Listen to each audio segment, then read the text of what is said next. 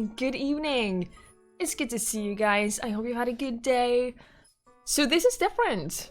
We're playing a horror game and it's not the weekend. I did say a little bit about why in Discord and on Twitter, but basically, I am so into the story of this game. I want to know where it goes. I have been thinking about it all day, and I just want to keep playing it.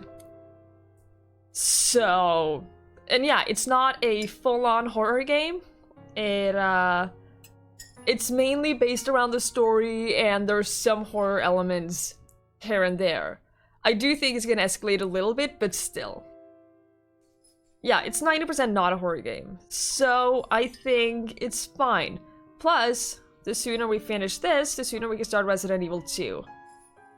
So, that's why we're playing this today. And we'll see if we play it all week. That lipstick be poppin'. Is that what the kids say these days? My hip hurts, where are my glasses? Thank you, Tug. Thank you so much. Hi, Alex. Good to see you. Thank you for stopping by. Hope you sleep well. Appreciate you coming by. And thank you, guys. Hi, Kalia. And yeah, Tug, we do say that things are poppin'. That is exactly what the kids say today. I think I hear it around school, but I don't really say anything or contribute, so I assume that's what they say. Thank you for the bits. So, that's why we're playing the letter tonight. And I am super, super excited. I want to know what happens to Zach. I want to know what happens to everyone.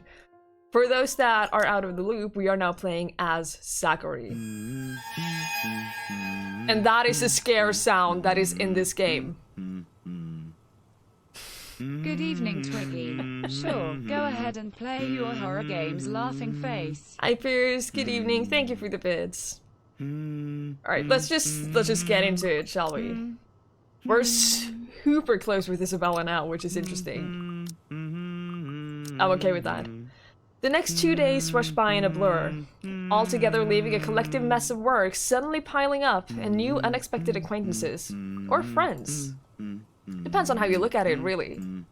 Either way, I'm stuck developing these photos at 3 in the morning to reach a deadline set by an overeager art director.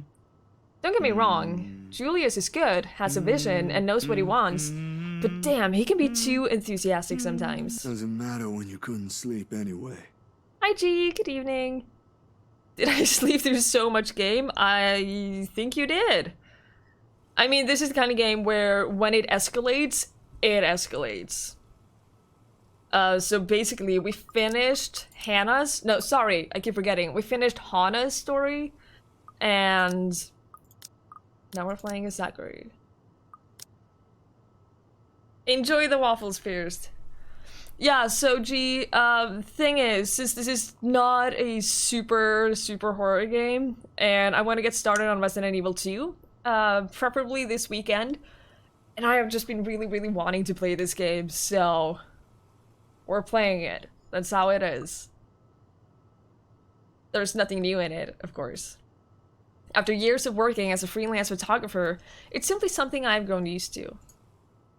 Get to know people, build a client base, do good work, and cash in some late hours if need be. Rinse and repeats. It certainly takes a while to get some footing in the field, but it's the kind of thing that pays off in the long run as long as you keep at it. This feels oddly familiar, in ways. Given enough time, you might end up with big names on your client list. Names like the Wrights in particular. I never did pay much attention to them, but it's virtually impossible not to hear about them when the local news channel or paper has something to say in their name. Hi Datey, good to see you. How are you doing? Yeah, so at the end of Hannah's story,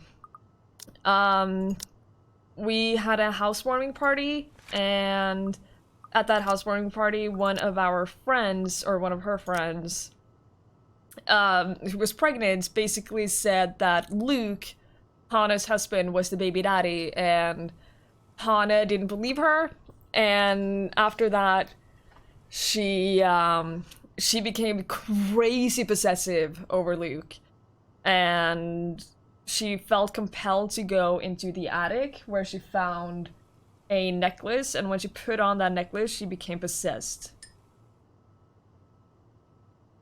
Sorry. So that's what happened at the end of our story. I also took a sneak peek at the branching tree here, which shows like all the different routes that you can go in. And it's super fascinating.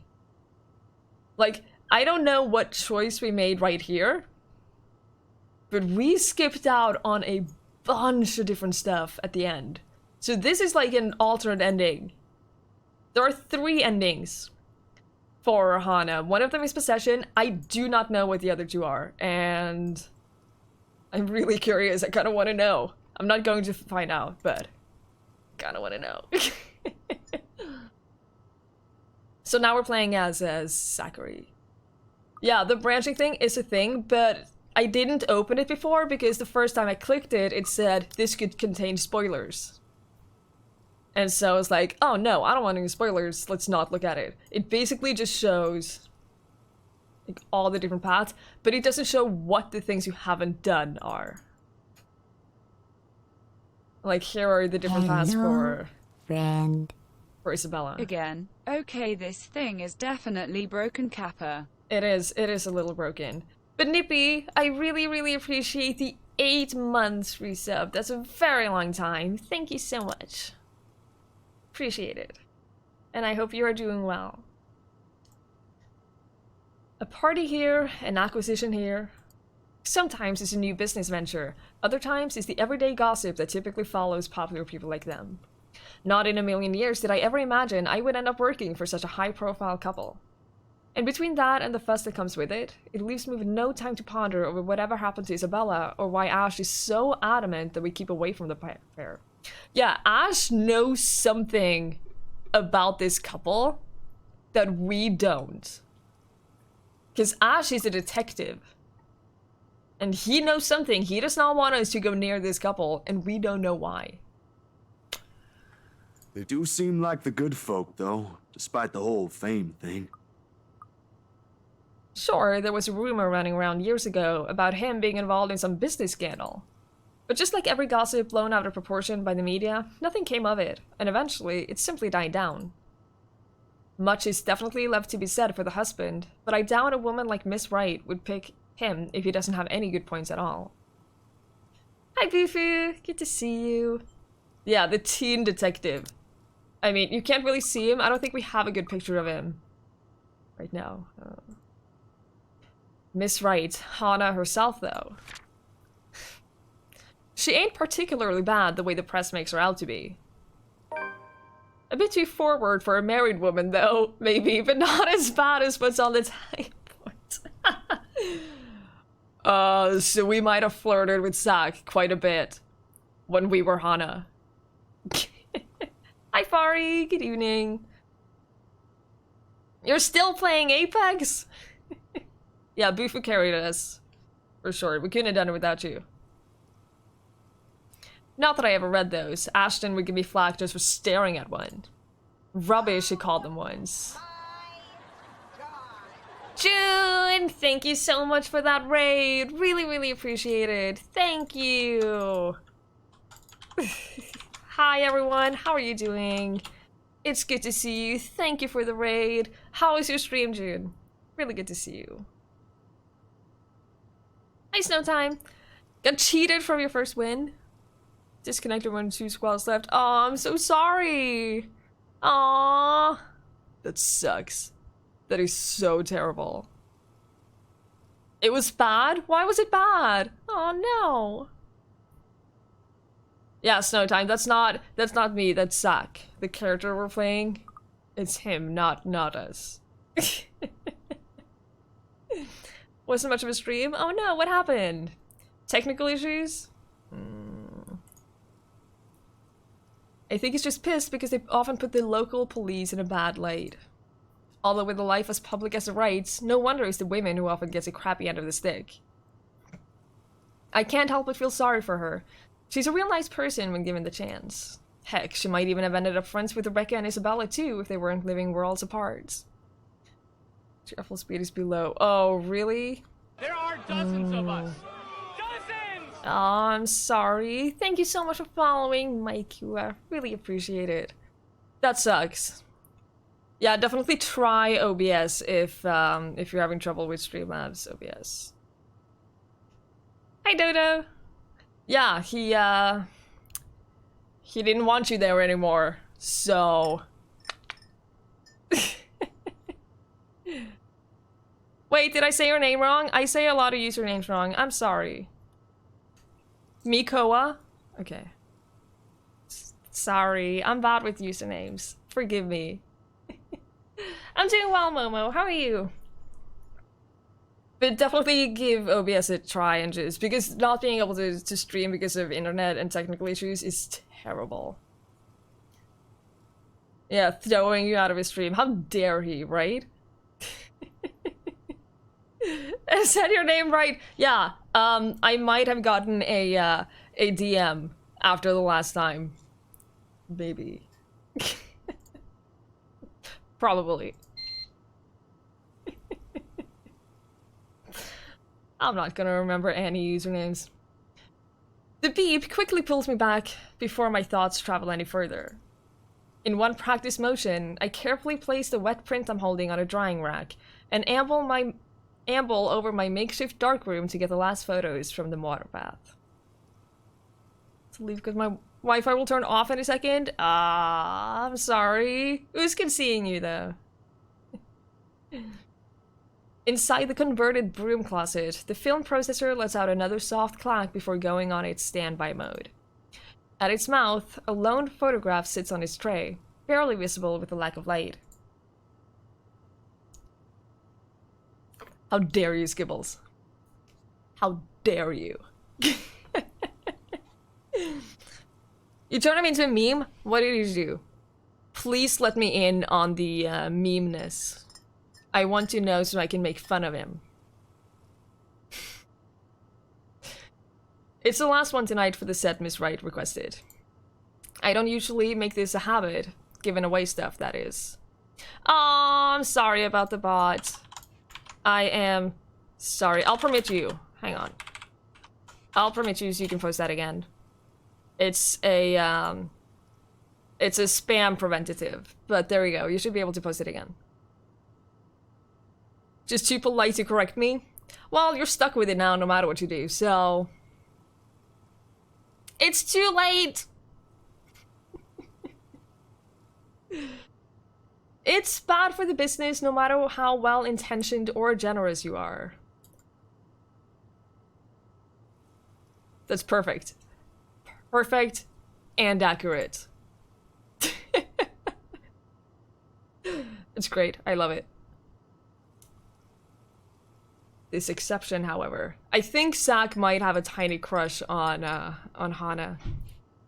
Yes, I'm wearing a choker in 2019. Problem? She was nice enough to ask after all, and was a good companion up until the awkward turn our little chit-chat had taken.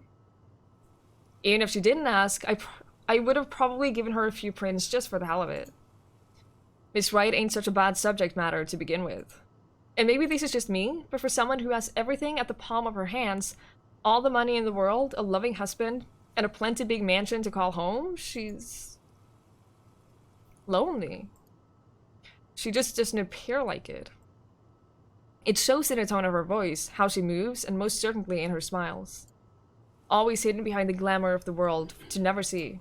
Sometimes for people like her, small things like these helps. A little reminder that the world can be kind, too.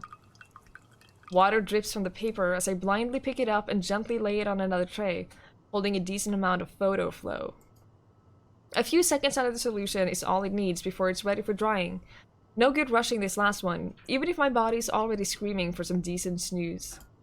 My hand fumbles for the light switch, moving towards it with familiarity, while I fish for a squeegee among the mess of tools on a drawer with the other.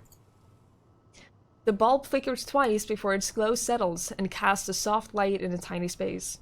When I glance back down, squeegee in my hand, ready to finish the process and finally call it a night. What on earth? Hi, Saima! You're right at the good part. See, now I'm worried. Now I'm concerned.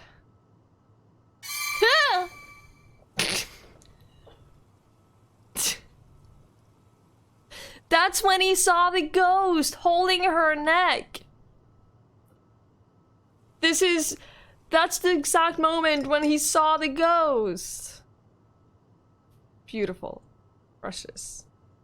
Bye, Momo. Thank you for stopping by.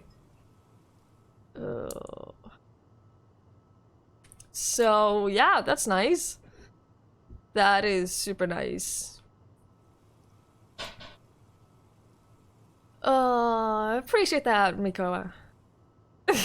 Yeah, if you're not aware that this is a horror game, I'm sure this was not what you expected at all. Blurred and distorted beyond recognition, rather. The area completely smudged over, leaving no trace of the same sweet smile of the good woman carried in all the previous prints. Damn, that was too careless. Yeah, blame the photography process. Yeah. A common mistake to make, of course, if one is negligent enough to pick a newly processed photo in the dark, like I apparently did. It has happened before, loads of times actually, but I still can't help but feel a small pang of frustration over one mistake a newbie would likely make. Does he not remember having seen the ghost? With a sigh, I reached up for the Switch again, intending to develop a new one from scratch. It could pass off for one of those supernatural pictures they show on TV, though. A memory clicks. One cursory thought in the sea of many, and a short yet distinct second from the day before. Here we go, here are your rubbers. A glimpse is all I got, but it's enough to burn the image in my mind. There was a shadow. No. A woman. In her 20s or early 30s, maybe? But with how far her flesh alone has become, it's not possible to tell at first glance. The skin itself has already taken a sickly pale color, rotten in most parts, blood dripping from every open gash and lesion on her body. Bony hands grip Miss Wright's neck like a noose, staining the skin underneath with a vibrant shade of scarlet. Nothing but malice fills the gleam in her eyes. Zachary? Not for me, but for Miss Wright. Zach, is something the matter? Oh no, there's nothing wrong. I just remembered something I saw. Let's get back to the pictures. Can you move a bit more to the left, yeah? The memory alone is enough to make me retch. I have no idea how anyone could forget anything like that. So this game is a visual horror novel. And it's pretty good. I enjoy it a lot. I think it's a really, really fun game.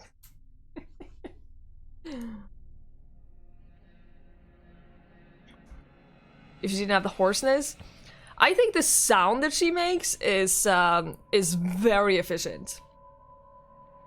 I think it's really, really efficient because it's terrifying. I brushed it off then. A trick of the eye, I told myself, or a product of the heat. The weather has been unexpectedly warm recently, so it shouldn't be too surprising for such things to happen. And, well, blaming this on the usual fatigue, an overworked brain, the weather, or an amateur error on my part is far more convenient. It makes a whole lot of sense than what the small voice inside my head whispers. The same tiny voice that only makes itself known when something's afoul. The same one that lent a curious air to Isabella's worries about the mansion. And with each second I spent staring at this photograph, the murmurs in my head only grow louder against my ears. Ooh! Show it to Hana or to Ash? I don't know. I don't know.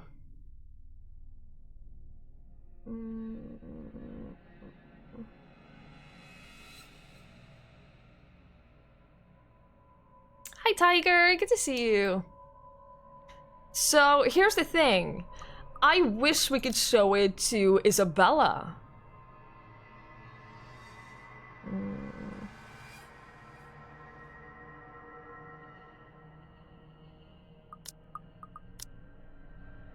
Oh, I wish. Why isn't Isabella a choice? Hi, Joey. What do you mean? I don't understand what you're talking about. I have no clue.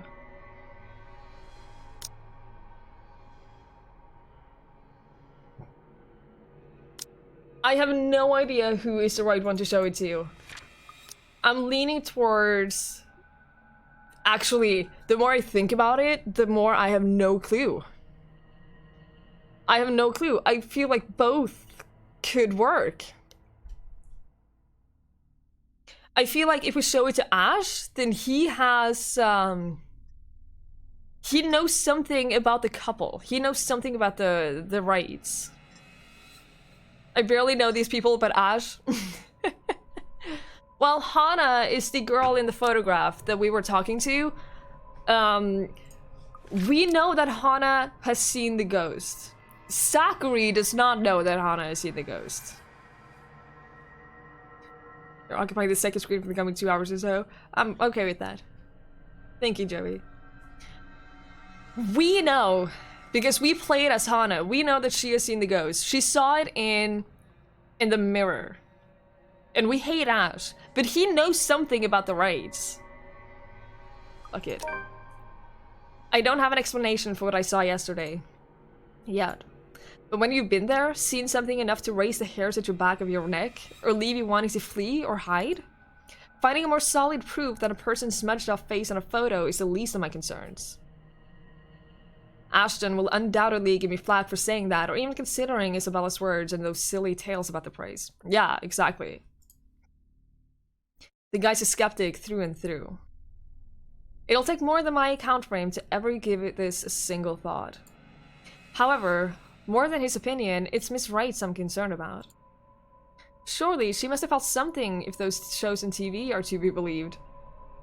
A touch of coldness in her neck, or maybe the feeling of being watched? That's what often happens, isn't it? Outside, the sun is yet to rise. I've still got a few hours before dawn. Good enough time to mull over how I'll go about warning her. Plenty of space to check if I'll get the same results if I redo the process again. The film processor hums back to life at my touch. The light switch gives out a soft click, and darkness embraces the small closet again. Somehow those urban legends don't sound so silly now. I am kind of thinking that the same thing is gonna happen again.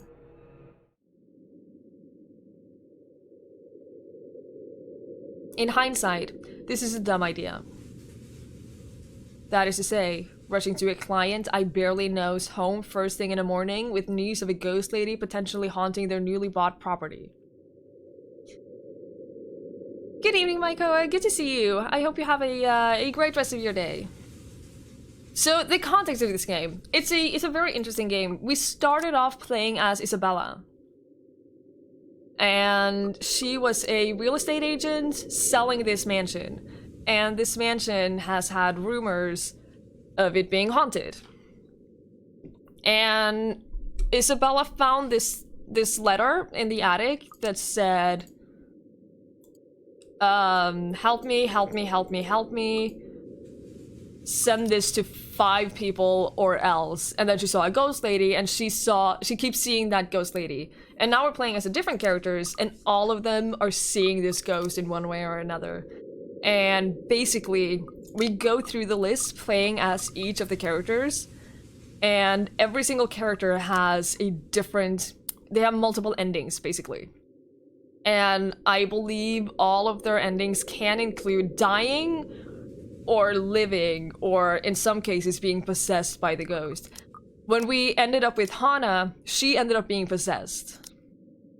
But that's not until later. Right now we're playing as Sakuri, right? I don't know why the journal is not working, but it's not working. But she got possessed, and that hasn't happened yet. Yeah, that's exactly what it is, Dodo.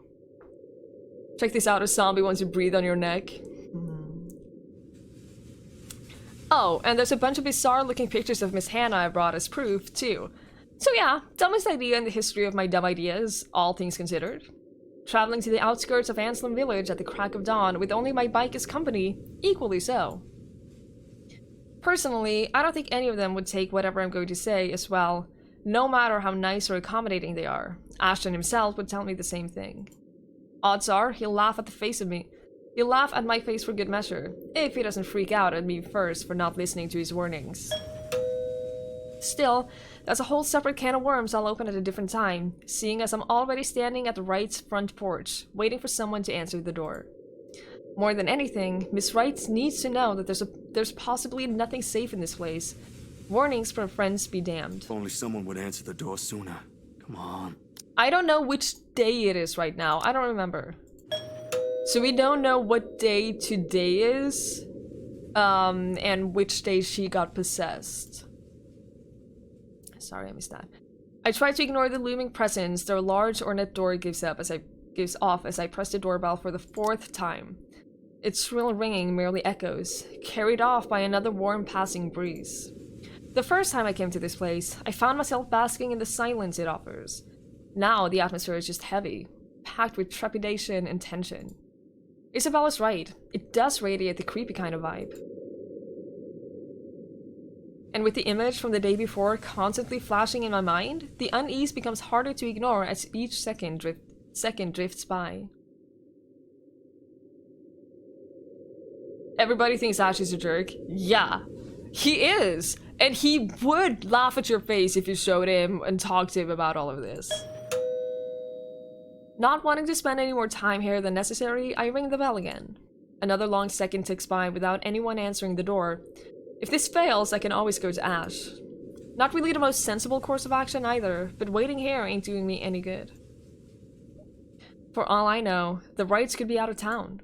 As luck would have it, just as I'm about to turn my heel, a loud thump rises from the other side. I hope it's Hannah and not Luke. Thinking too much about it. Yeah. That's true, Joey. Hi, Nikrena. Good evening. I'm having a pretty good week. How are you? My tooth is feeling much better today, so I am very happy. This might mean that I possibly don't have to go to the dentist. So, that's the best thing that could happen. It's followed by heavy footfalls and a string of very colorful expletives about one parentage. Oh, it's Luke, isn't it? Have that bloody annoying doorbell replaced yesterday. That Irish guy just cost me a fortune and she can't even fix this nuisance. And where the hell is... Johannes, if another po-faced prat is pressing that blighted bell, I swear I'll cut that. The door swings open, and a very irate Mr. Wright greets me, his partly rumpled appearance and a clear testament to how early the hour is. Nikrena, I have a wisdom tooth that is growing like a couple of millimeters every year, and when it does, there's just a lot of pain because my gums get really sore, and since I talk as much as I do, that doesn't help. Quit smoking and my son turned 6 yesterday. Congratulations and well done. That's a really, really big achievement on the quitting smoking. Your son turning 6 is fun too, but well done on quitting smoking. That's really, really nice. And who might you be? He knows who we are. He knows who we are very well. I don't recall asking the movers to show up this early. I was prepared to face Miss Wright, their butler more so. And Mr. Wright? I don't quite know what to make of him yet. He surely knows how to make an impression, I'll give him that. Albeit a rude one. I only caught sight of him yesterday as he's directing the movers.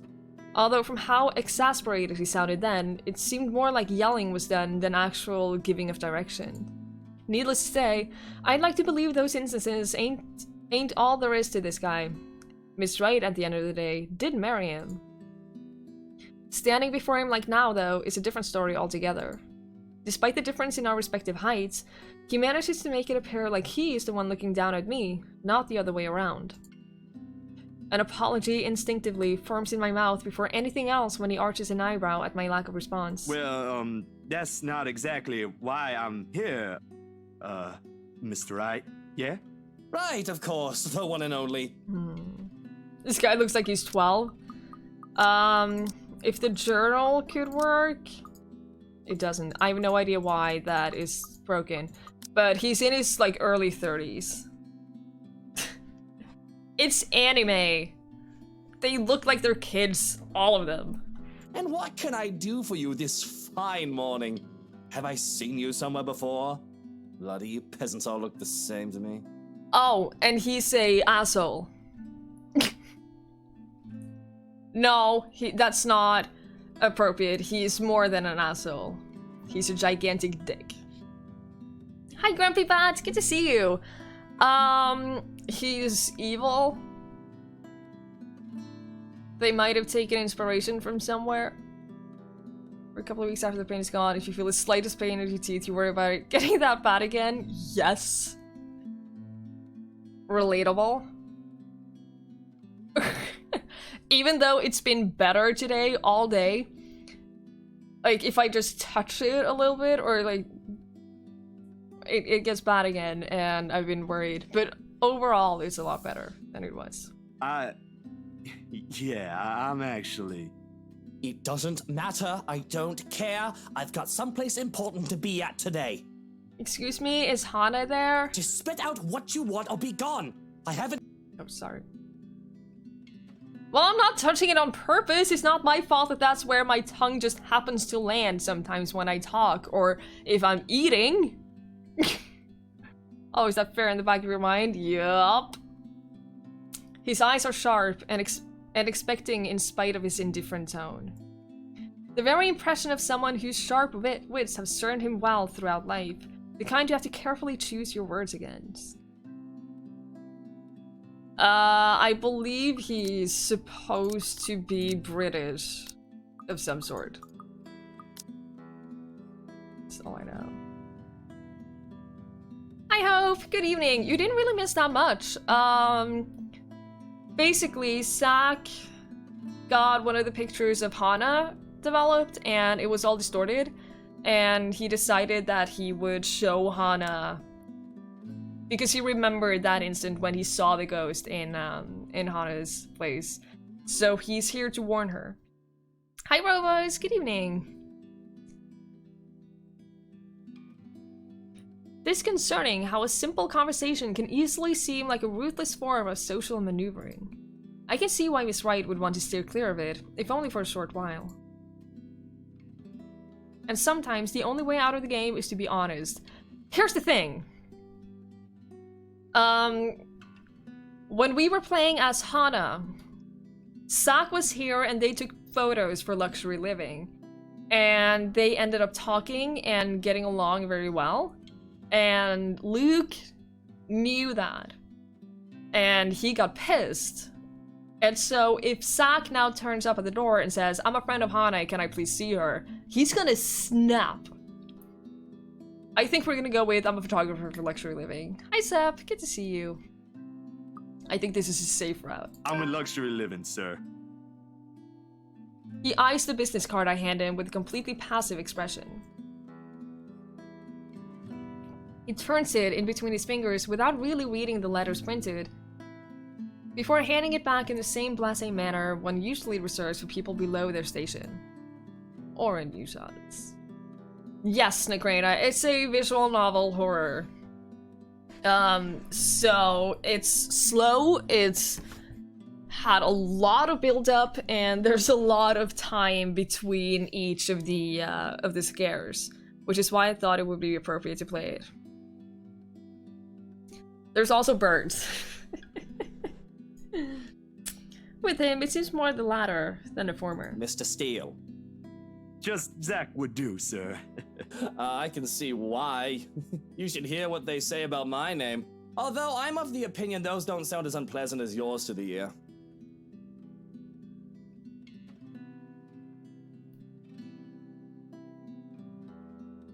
He's genuinely just such an asshole. And to leave when you were peeping in a basement, it is kind of spooky. When it's scary, it's really scary, and I think what they do very efficiently is having those long build-ups. There's so much time between each scare, so you never see it coming, which is really, really good. Is there a choice to kick him in the groin? Wow, Dodo, you have no idea how much I want to do that. And you haven't even seen the worst part of him. Amusing what people can come up with in their leisure time, no? Well then, to what reason do we owe this second visit, Zach? Right, like I said earlier, I'm the photographer from Luxury Living. I'm here about the photo shoot yesterday and... His eyes narrow at that, mouth tightening into a small frown, passive stance dissolving into a rigid one. It ain't a complete lie what I came here for. But it ain't the whole truth either. Didn't you already wrap that one up? I believe my wife was the one with you then. Even mentioned a little tete-a-tete with the photographer. Yes. So expecting a jump scare? Me too. And then it doesn't give you a jump scare, and it's so efficient. That was you, wasn't it? Yes. Actually, sir, there was something I forgot to discuss with your... There was no jump scare, but basically there was a scene where the ghost was there, and there was a quick time event just to prevent possession and death, basically. But there was no jump scare, no. And you had to show up at such an hour for something you forgot. Why wasn't there any notice about this little visit? It was an error on my part, sir. I do apologize for not letting you know in advance. Terribly unprofessional for someone going under the name of an esteemed publication like Luxury Living, if you ask me. I agree, it's incredibly efficient to have like this whole build-up and then not have the jump scare because it puts you on edge. And that allows you to use unexpected jump scares later for even more payoff. Link provided a good jump scare. He usually does. Of course, even if there was a word of some sort, that butler does not check my emails as often as I would have liked. But straight up walking in here this early isn't the most sensible thing to do either. The matter was a bit urgent, and my art director wanted it done as soon as possible before I hand him the finished prints. Not my problem now, is it? A common courtesy would be to wait for replies before barging in. You do well to remember that. I once fired someone before they could even submit an application. Sent an email in the morning and suddenly sauntered in the office looking knackered mere hours after. I've been good, Seth. How are you? I did read the theory, Hope. I did read it, and I looked into it, and there are multiple different endings for Hana, which is interesting. Because only one of them, I think, ends with her getting possessed. I'm not gonna say more than that, because in case someone wants to play the game, but it's interesting. The different endings. Bloody walk-ins. That aside, unfortunately, you're going to have to come back some other day. You see, darling wife left not a moment ago. Where is she? I have not an inkling where she went, or when she'll be back. So you're better off. Love, is it the movers? And the music changes. I love it. He stops speaking altogether, and a complacent expression he has collapses on itself. Slowly, he turns just as his wife walks up to him with a step too lively for comfort, a smile too sweet, to be honest. It's not spoiling when it's things that have happened in the past. It's not spoiling. She's very likely heard everything her husband and I have talked about. Going off somewhere. I've got the few things I want them to transfer already. Marianne made this splendid arrangement for the music room and... Love, are you listening? I thought you already left, Buttercup. She musters a frown, a pout more like. The mischievous gleam in her eyes when she glances at me says all there is I need to know. I would have laughed at her antics if I wouldn't offend the other man. But as it is, it's better to let his wife have her fun without any reaction from me. I'm treading on dangerous grounds with him already. Well, I most certainly have not left yet. I wouldn't be standing here if I did, would I? Of course you wouldn't be, darling. But don't you need to be somewhere else today? Something with Marianne? Shopping, girl, things? Oh god, I want to smack him. I can't believe how terrible he is. Oh, I'll be leaving in a few. Unless you want to join us. Oh no, thanks, darling. I'm afraid my liver is killing me today. Have it kill you faster. I thought as much. You needn't have to worry. I'll be gone in a few. It's just that I heard we have a visitor. What kind of person would I be if I didn't greet him before leaving? A very gracious one, I'm sure. Zachary, right? Zach? It's a pleasure to see you again. Likewise, ma'am. I was actually looking for you. Is that so? What for? I think we saw the shopping trip. Did we? I don't remember that. Also, the journal is broken, and I don't know why. I think I have to restart the game. Actually, let me just do that. Because we do need the journal. It's kind of essential. To know, like, where we are in the timeline is pretty important. I don't remember that shopping trip, though.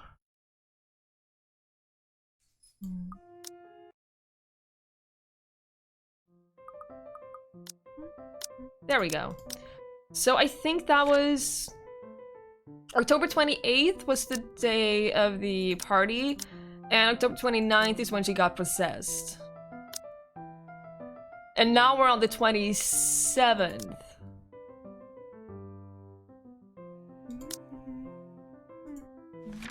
We're either on the 27th or the 28th?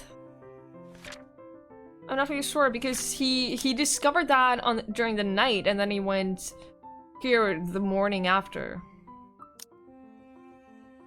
A huge display of unprofessionalism is what it's for.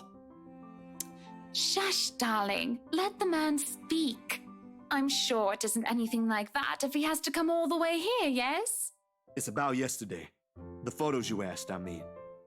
The copies are ready, but... My hand stills as I'm about to fish out the prints out of my pocket. Hang on. A short second passes. That which strikes me how I didn't think this through at all. How I'll go about telling her regarding the strange photos, or revealing this to her in the presence of another person. Her husband gazing over us like a hawk doesn't provide any sort of comfort either. And just like that, all the words I have been practicing to say on the way here inevitably fall stiffly off my mouth. Miss Wright must have noticed my hesitance, because shortly she gives her husband's arm a gentle squeeze, a tender smile grazing her face. Unlike the first, this one is meant to appease. Love, I think Hansi might need some of your input for the final guest list. Could you check on him, please? Bollocks! Why in all Luxborn do I have to be there? Doing tedious jobs are what he's being paid for. Because if we end up with people whose faces you do not want to show up in our housewarming party, we won't be hearing the end of it. Unless a heavy dose of liquor's involved. You know what the doctor said about that. Please do poor Hansi and your liver a favor, He can handle that on his own, Buttercup. And my liver is doing just fine. It's really not. I'm sure it is. But I don't know, love. I think I caught a glimpse of the name Mitch Lakes, was it? I think it was Mitch Lakes on it when I checked with Hansi earlier. You know you're British if you go to word his bollocks? Yes. His liver is suffering from alcoholism. You should see for yourself. It was quite a list. And he blames Hana for it. Who put that blighted twat in there? And that's why I'm asking you to look over it before I do so tonight. Very well. But even with that promise, he doesn't appear ready to leave. Short of passing through the doors, he stops and glances back at me, all without bothering to hide the distrust in his eyes. Luke, dear, I'll be fine. Go back to your butler. An assholeism? Accurate. Don't have had to listen to this guy for 10 hours and you're to blame here? Excuse me? This is before the party. This is before leaving him was even an option. Please. I'm not some pregnant wife you have to worry about. I still think she's pregnant, but okay. Fine, fine. I have to go to that little ankle biter's career day later anyway. Hang on. We have to play as Luke. You guys realize this, right? I don't see why I have to go there. Kylie's your goddaughter. And yet, she has you around her little fingers, darling. That's basically the same thing. If he ever has an answer to that, we don't get to hear it above the heavy thud of the door makes, and Miss Wright's own wary exhale after she's sure her husband is out of earshot. She's nothing but apologetic when she fixes her gaze back to me, and I can't help but return the same to her. I am so sorry. sorry you had to deal with that. My husband can be a bit trying when he really applied himself. Yes, that's putting it mildly. It's fine, Miss Wright. No harm done. It was my fault for showing up here unannounced. And this might be strange coming from me, but he does have the right to be wary. Yeah, because you wouldn't stop flirting. Press can be quite vicious when it wants to be. Caught unexpectedly, they'll pick you apart. It's not surprising why he acted like the way he did around me. Sweetie, if Luke treats every journalist who shows up here like that, I'm afraid we'll end up with a harassment lawsuit hanging over our heads sometime in the future. Vicious or not, some sort of finesse has to be exercised when dealing with them. I'm sorry, I hope that wasn't too offensive. Yeah, this is before she got possessed. This is the 27th. The party was on the 28th. And she got possessed on the 29th. Not at all, Miss Wright. Besides, I don't think an interior design magazine would be interested in who harassed who this week. Unless it has something to do with fighting over tastefully arranged furniture. I don't know what you're talking about, Seaman, but it wasn't me. Zack is tonight. He's such a precious person in every way. But even then, I don't think our readers will be too interested. Oh, dearie. You've got a lot to learn. You really have no idea how a single tassel can ignite a spark in a crowd. Of course, at the end of the day, it's still the thought that counts. It's still a lovely anniversary gift for my husband. Oh yeah, for those that don't know, she bought this entire mansion as an anniversary gift. No matter. Let's just go. Which is weird. She doesn't wait for an answer and immediately wanders over a car parked some distance away from us. Unsure, I find myself trailing after her. A chauffeur automatically opens the passenger side door as she nears, and she gestures for me to follow as she climbs into the back seat. Reminds me of Santi, no matter how mean people are, he stays friendly. Dude, where are we going exactly? I need to get out of this stuffy house for a while. Moving in, planning the party. It's starting to get suffocating in there. Luke and Hansi can have their fun while I'm gone. I don't care. I'm getting out because I can. Another minute in there and I'll drown. Yeah, Nikrina, exactly like that. My bike. There are, of course, a lot of things questionable about her invitation. Why she's asking a person she has only known for less than 2 days in the first place is one. How appropriate this is being another. But the rest of it crashes the moment she shoots me an imploring look. Please? I can have someone send it back to your address later. And it's just a trip to the city for some furniture, nothing more, I assure you. Marianne will be with us, and maybe you can tell me why you're here on the way. Not rich enough to understand her logic, I don't think any of us are. Guess it wouldn't hurt. I might have to leave early, though. Excellent, then. Hop in. That's what they often say, yes? I love Hana. I'm sorry, but I love her. She's precious. This can't be a good idea, but I really don't have any other choice, do I? Especially with the way her eyes light up when I read to it. In my pocket, the very picture of her remains faceless. A voiceless shadow hanging threateningly between us, unknown to her. If someone told me I'd be spending my entire morning being dragged around half of downtown Luxborn looking for furniture, I probably would have simply smiled at them. So we're on 27th now.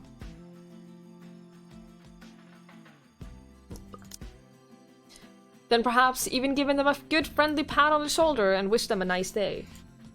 Not that I find anything wrong with this at all.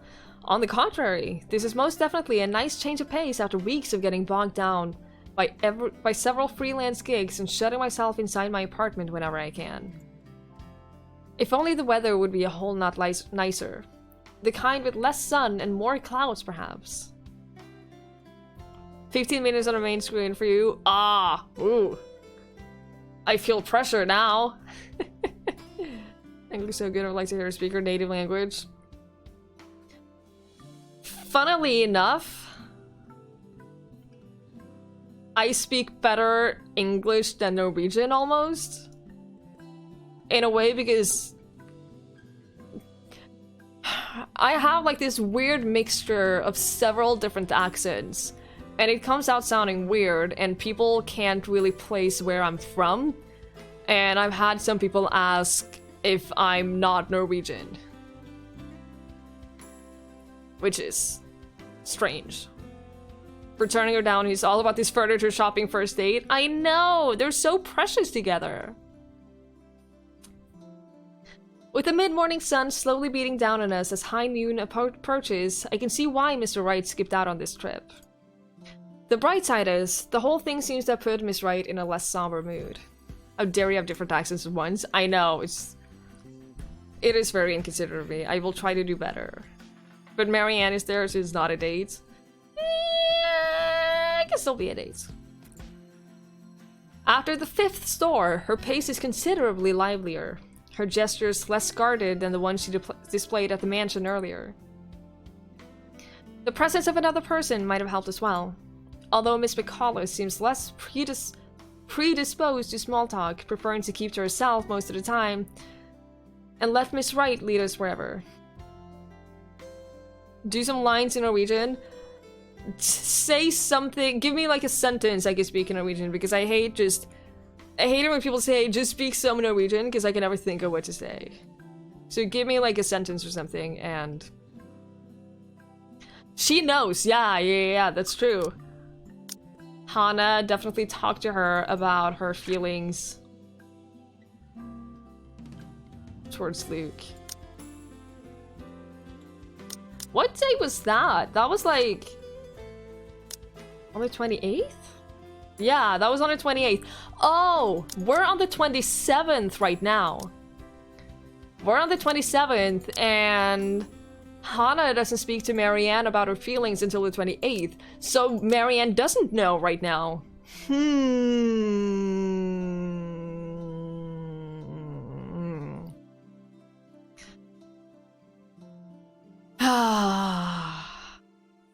Fine, I'll do your requests.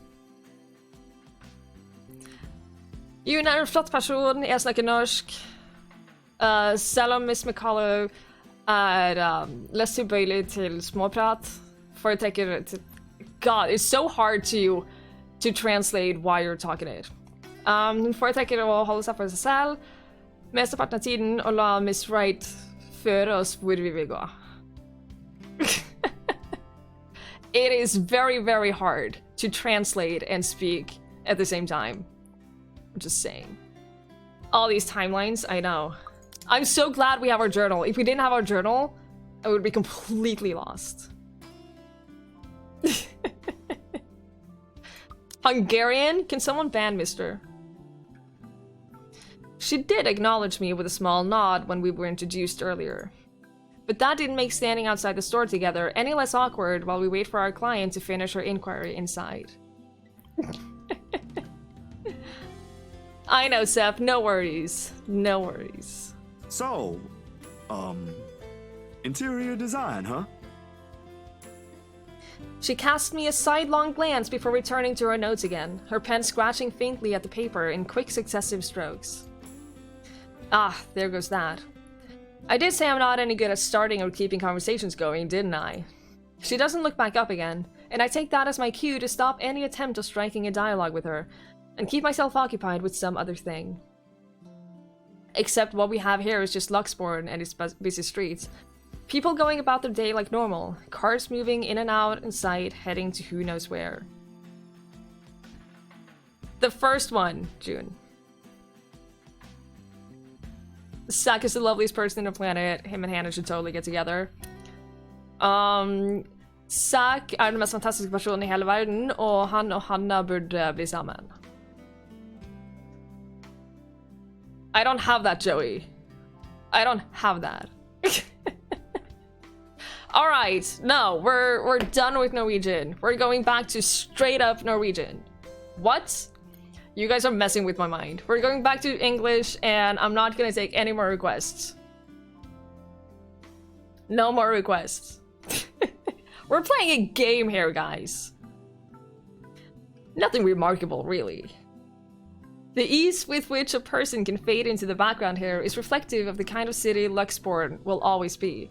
But the humdrums is one thing that I learned to live with. Request time is over. Yeah. Needless to say, it doesn't usually stay that way. There are times when I wish it would come alive, make itself known, and reassert itself back into the world. Really don't understand any Norwegian. Understandable. However, those moments are few and far in between. Then again, with what graces the news channel lately, I'm starting to think it's going to happen sooner. Can't say I'm looking forward to what it'll bring. We have another 40 hours to go. Let me see how many achievements we have right now. We have 11% of the 172 achievements. Luxury living, is it? Her voice effectively cuts through my thoughts just as I count the 13th passerby wearing a hat today. Beside me, I can hear the faint rustling of paper and the clicking of her pen as she stashes them back into her bag. Yeah, Nakrena, it's a long game.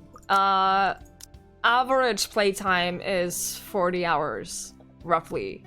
We've spent 11 hours and we're at the start of Zachary's story, and we still have to play through Zachary, Marianne, Rebecca, Ashton, and Luke. Hi, EVP. Good evening. Excuse me, what? The magazine you're working for. It's Luxury Living, isn't it? Oh, yeah. You've been featured by them before, I take it? Yes, Joey. We play as everyone. A few years back, yes. For just some issues. My designs still appear from time to time, though not as frequent as before. Gotta have room for new talents, right? It may not show in her face, but the pride is evident in her voice. Good folks, the people running the publication. Tell me, is DK still on the editorial team? I wouldn't know. I've only started taking jobs from them this year. Freelancer, you know. Good man, that guy. Anyone in our field should meet him. He had a lot of things to say about art, all of them relevant. Learned a lot from him, actually, even if we both came from two different fields. I hope he's in a good place. I haven't talked to him in a while. Anyway, your portfolio must have been good if they gave you the job. They don't easily assign big features to freelancers like this. I wouldn't say I am, but experienced, you know? The more you practice it, the more you learn the tricks of the trade. That kind of stuff. I know, the accents are interesting. I know what you mean. Still, you've got to keep up with the competition. Each year, a new talent emerges, and, well, you never know. Clients can be a bit fickle-minded with their choices. Believe me. Speaking of, do you think you'd be up for a new client after this? I think so. Depends on how big the project is. Feel like Marianne is shouting at us? I mean, she kind of is. There's something about her voice. It's a lot more sort of shrill than the others. It's a little, like, piercing. It's not... And I don't know if that's the way it's recorded. It kind of sounds like it's because of the quality of the voice recording, but I don't know. They're all 100% accurate. The accents? Oh yeah, for sure. She reaches into her bag again. This time to pull out a business card, which she hands over to me. When you're free, send your portfolio to Chris. He's my assistant. He's been looking for a decent photographer to help with updating the studio's portfolio. Nothing urgent, but the sooner the better. Not sure if I'll have the time to squeeze this in. But, alright, I'll give it a go once. Marianne, could you look this over for me? Professor McGonagall is a young woman, yes. At that very moment, Miss Wright emerges from the store. When I look back to Miss McCullough, a mask of professionalism has returned to her. Or at least that's what it was trying to be. There's a different light in her eyes as she faces her, a flicker of familiarity and recognition. I'd say it's fondness, but that would be too presumptuous. Whatever it is doesn't last, it is briskly swept under the firm tone her voice assumes. Definitely. Is there a problem? They said they don't have the colors you suggested. Do you think we can change it around for a bit? It might take a while if we insist what we want, and you know I'd rather not worry about this later. I think it'd be better if I handle this one myself. Excuse me. She walks into the shop without another word, leaving the two of us standing outside. As soon as she's out of earshot, however, Miss Rice lets out a giggle and swipes the business card cleanly off my hand. She smiles, a bemused little thing spreading across her face, and waves the card in front of me. I wish she'll do that more often, the smiling thing. It suits her more than the other one she frequently shows to the meeting. I look away, and the next thing I know, you're picking up women. On the streets, while the sun is high, no less. I'm not sure if I should be appalled or amazed. So glad there are subtitles. She is jelly. She's totally jelly. Whatever happened to the Zach I met a day ago? About as tall as you. Photographer. Quite the gentleman. Sometimes when a blonde lady says something, kind of sounds like how porcelain finishes some of her words, right? To tell you the truth, I'm a bit disappointed he's gone. It ain't like that, Miss Wright. Aww. And I'm sure Miss McCullough's not the kind of woman to let herself be picked up by strangers, let alone people she barely knows. Oh, shush. Let me have my fun. And didn't I say you can call me Hannah? I love that. I love every single time she pronounces her name, because I know that people think that I'm overdoing the pronunciation of her name because I call her Hana, and she pronounces it worse. No, this is not the possessed necklace. There's a small picture of it. It looked like this. So she exchanged that one for the other one. She doesn't get possessed for another 2 days. She gives the card back to me, nevertheless, and with it, her mood fades into a more pensive one. An odd look settles on her face, yearning, a bit wistful, as she looks back towards the shop displayed windowed. There's nothing remotely interesting in it for me when I follow her line of sight, though. Is it a crime to flirt in daylight? Yes, didn't you know? You don't do that. Also, the story goes on. We're gonna see the 30th, 31st, and the 1st. And after that, she's possessed, and I wonder how that's gonna come into play. It has to affect the story in some way. Isabella's ending directly affected the start of Zach's beginning. And her getting possessed 100% is going to affect things. I've seen a solid 70% that I don't understand a thing. Huh. A few trinkets here and there, a fur rug, a sofa, a wooden side table, and a lamp. All tastefully picked and arranged to resemble a typical antique living room. On second thought, it does look comfortable. But why they added a crib beside it baffles me. Unless, of course, the people they're hoping to market to are those who already have children or are about to have one, then maybe it is fitting. Peculiar choice of decorations aside, it does make for a nice icebreaker, if it's not on the same level of weird and completely out of the blue. It still leaks better than the awkward silence, which is definitely too out of character for a personality like Miss Hana's. How should I start the conversation?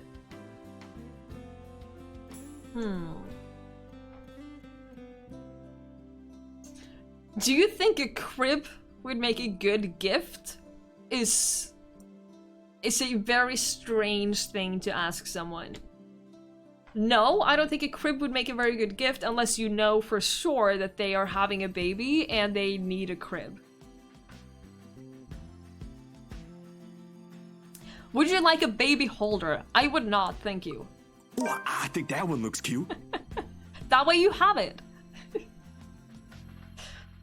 That way you have it. Oh no, there's a plus. Okay, so we did increase our relationship with her. Because we know that Hana and babies is a sensitive subject. Zach doesn't know that.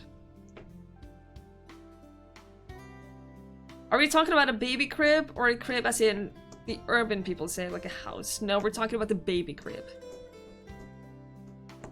Zach with the hood and means another house? No, it's definitely a baby crib. I know, there's so much hinting of that stupid baby. And I'm really curious as to how that will play out now that she's possessed. We'll find out. Hana balks to my surprise, shuffling 2 steps away from the window and glares at it with such vehemence, as if I did something remotely scandalous. A funny sight when taken out of context, and I probably will be laughing, really, if I understand what warranted such reaction from her. I wasn't looking at the crib. I wasn't really talking about the crib, Hana. Very good then. But it wasn't the crib, all right. Alright, I get you. But that's not it. Honest. I was just saying the stuff that was on display there looks nice. Or at least as nice that it can be compared to the ones we visited earlier. But I'm sure your interior designer has something different in mind for your mansion, so don't mind me.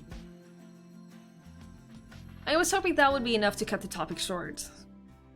Instead, she sighs, leans on a wall closest to her, and runs her hands through the lock of her hair.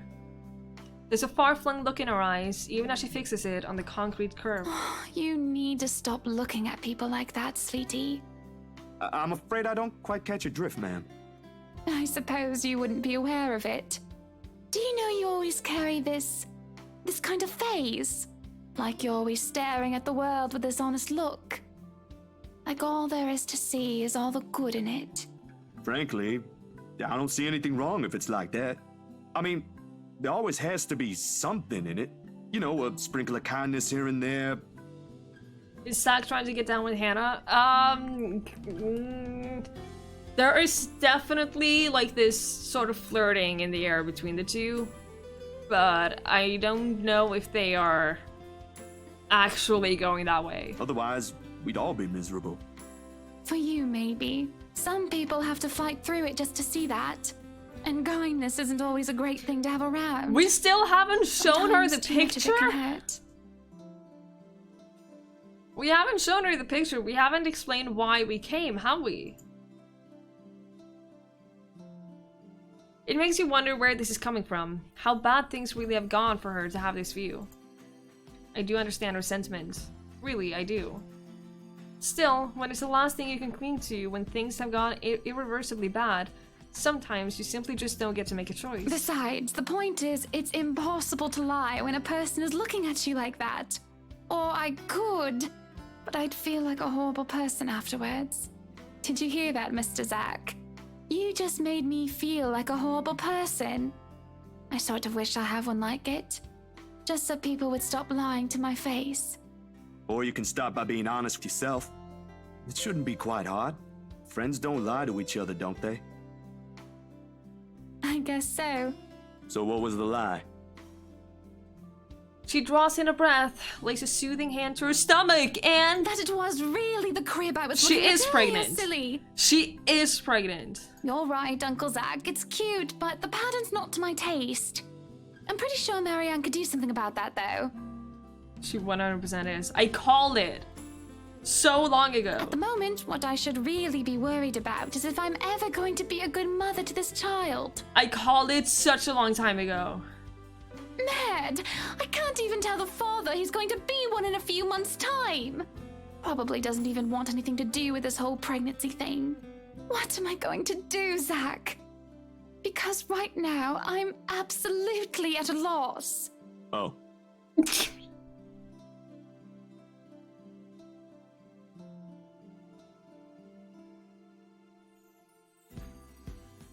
Oh, Zach.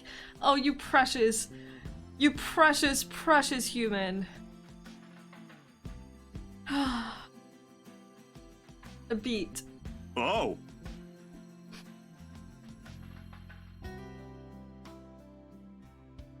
The realization strikes me like a ton of bricks suddenly bearing down on me. More than astonishment must have shown in my face because Hana lets out a chuckle. The slump on her shoulders disappears altogether underneath her. I knew she was pregnant though! I've been saying it since the beginning of her chapter. This does not come as a surprise to anyone but to Zach. And if you guys are surprised by it, then you haven't been paying attention. Lord and Logan, thank you so much for that raid. Really, really appreciate it. I hope you had a fantastic stream. It's good to see you. I hope you had a great day. Thank you for the raid. It was? I'm glad to hear it. I've only been there for half an hour. You're excused, Dodo. You're excused.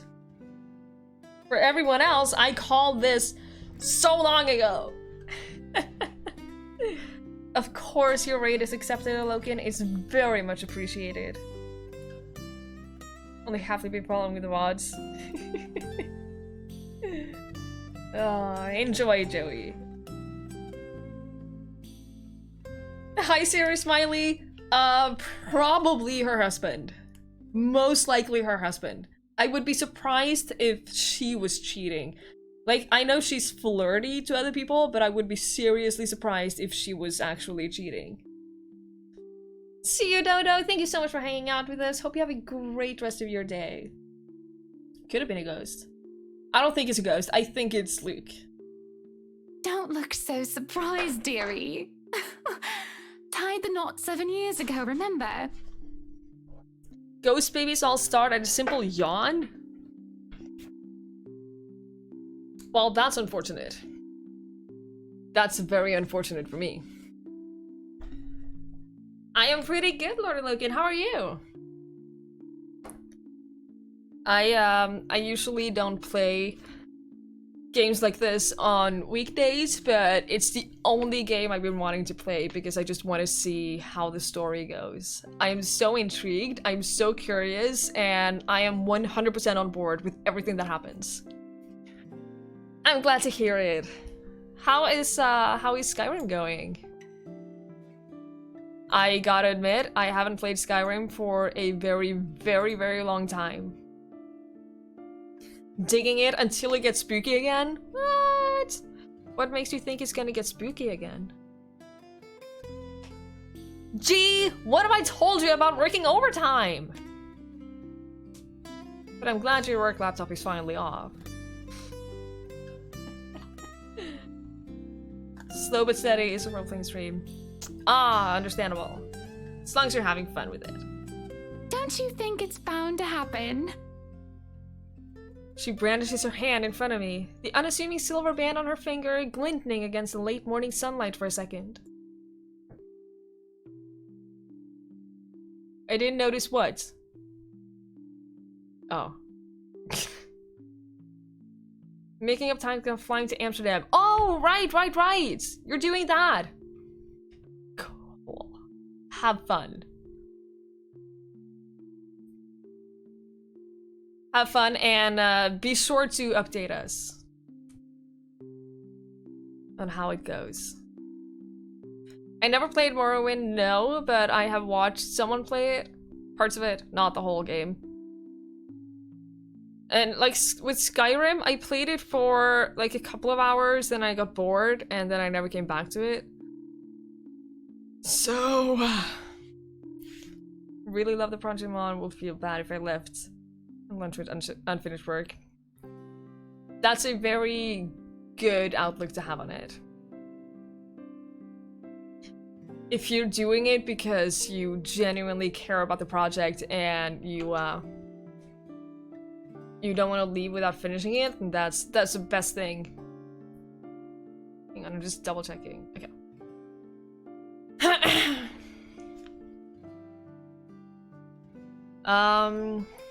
Right. She eyes it lovingly, almost tenderly, despite the trace of sadness in her voice. For all I know, there's an entire story there. I'd ask, but that would be too inappropriate, even for friends. It's not my place to meddle to begin with. Or at least that's what they've been saying early on. My whole social circle would be saying it's a long time coming. But the kid is something you want, right? Because if it ain't, then that's a whole other problem. Of course. I wouldn't deny I've been hoping to have him or her for a long time now. But then, now that we're here, all of a sudden, there are a whole lot of other things to be worried about. Business, a new home, public image, my own husband, and I don't know. I didn't really have anyone for a role model. Oh, that means that when she had that talk with Marianne about where the relationship would be going, She knew that she was pregnant. So she was considering divorcing Luke while pregnant. Oh, that makes everything so much more sad.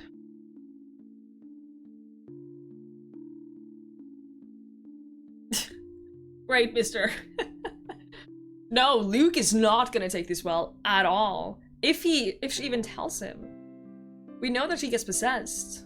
I practically grew up with nursemaids pampering me every step of the way. What if it happens to this baby as well? Oh, I can already see how this will end. Huh.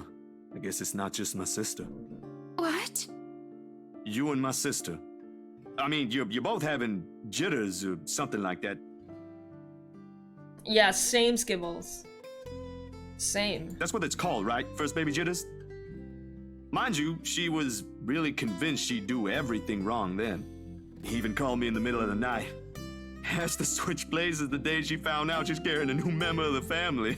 Never mind how utterly impossible her request is. I'm quite sure I haven't done anything of that sort yet. Luke has a ghost Hana to worry about. Or a ghost Hana plus ghost baby. It says Starbucks, Negrena. It's a very creative version of Starbucks. Oh, you don't know that? My brother-in-law has been telling me things 5 weeks into my sister's pregnancy.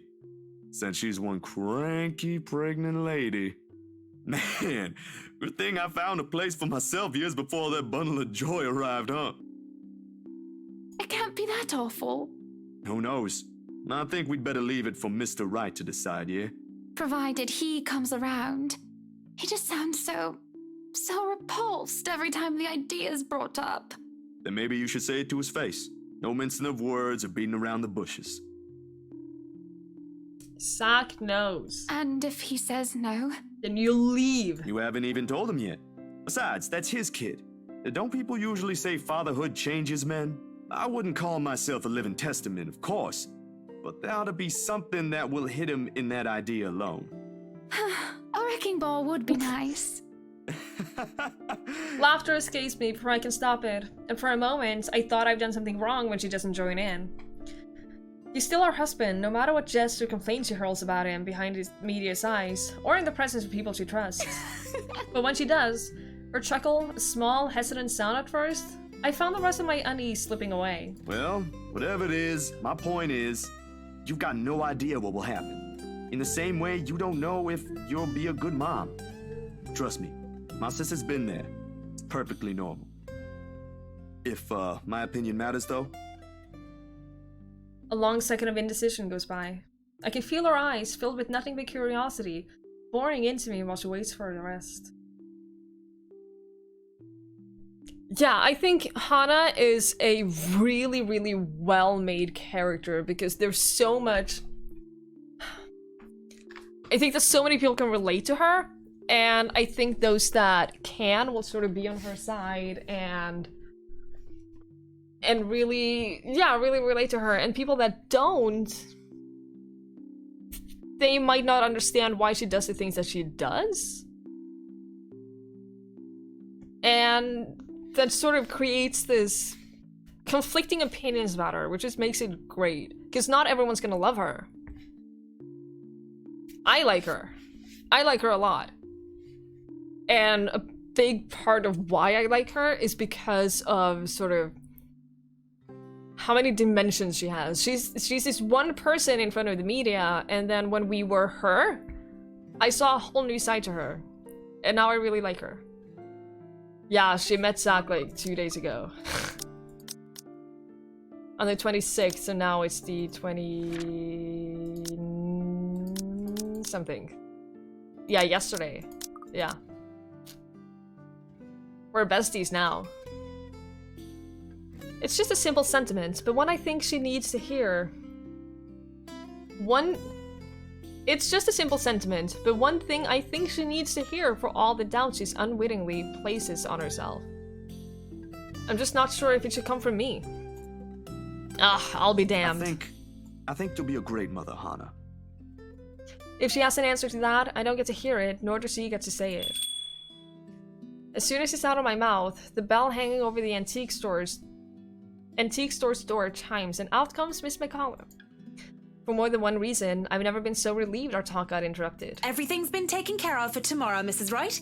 You'll have everything you requested delivered early. I've left them instructions, but I may have to visit again right before your housewarming party to check for a few things. I hope that's acceptable to you. More than Marianne. Zach has a face to which you just have to be honest, yeah. Wish I could make friends that fast. It kind of feels like The Sims. It kind of feels like The Sims where you find this one person that you think, oh, that's the person I can marry.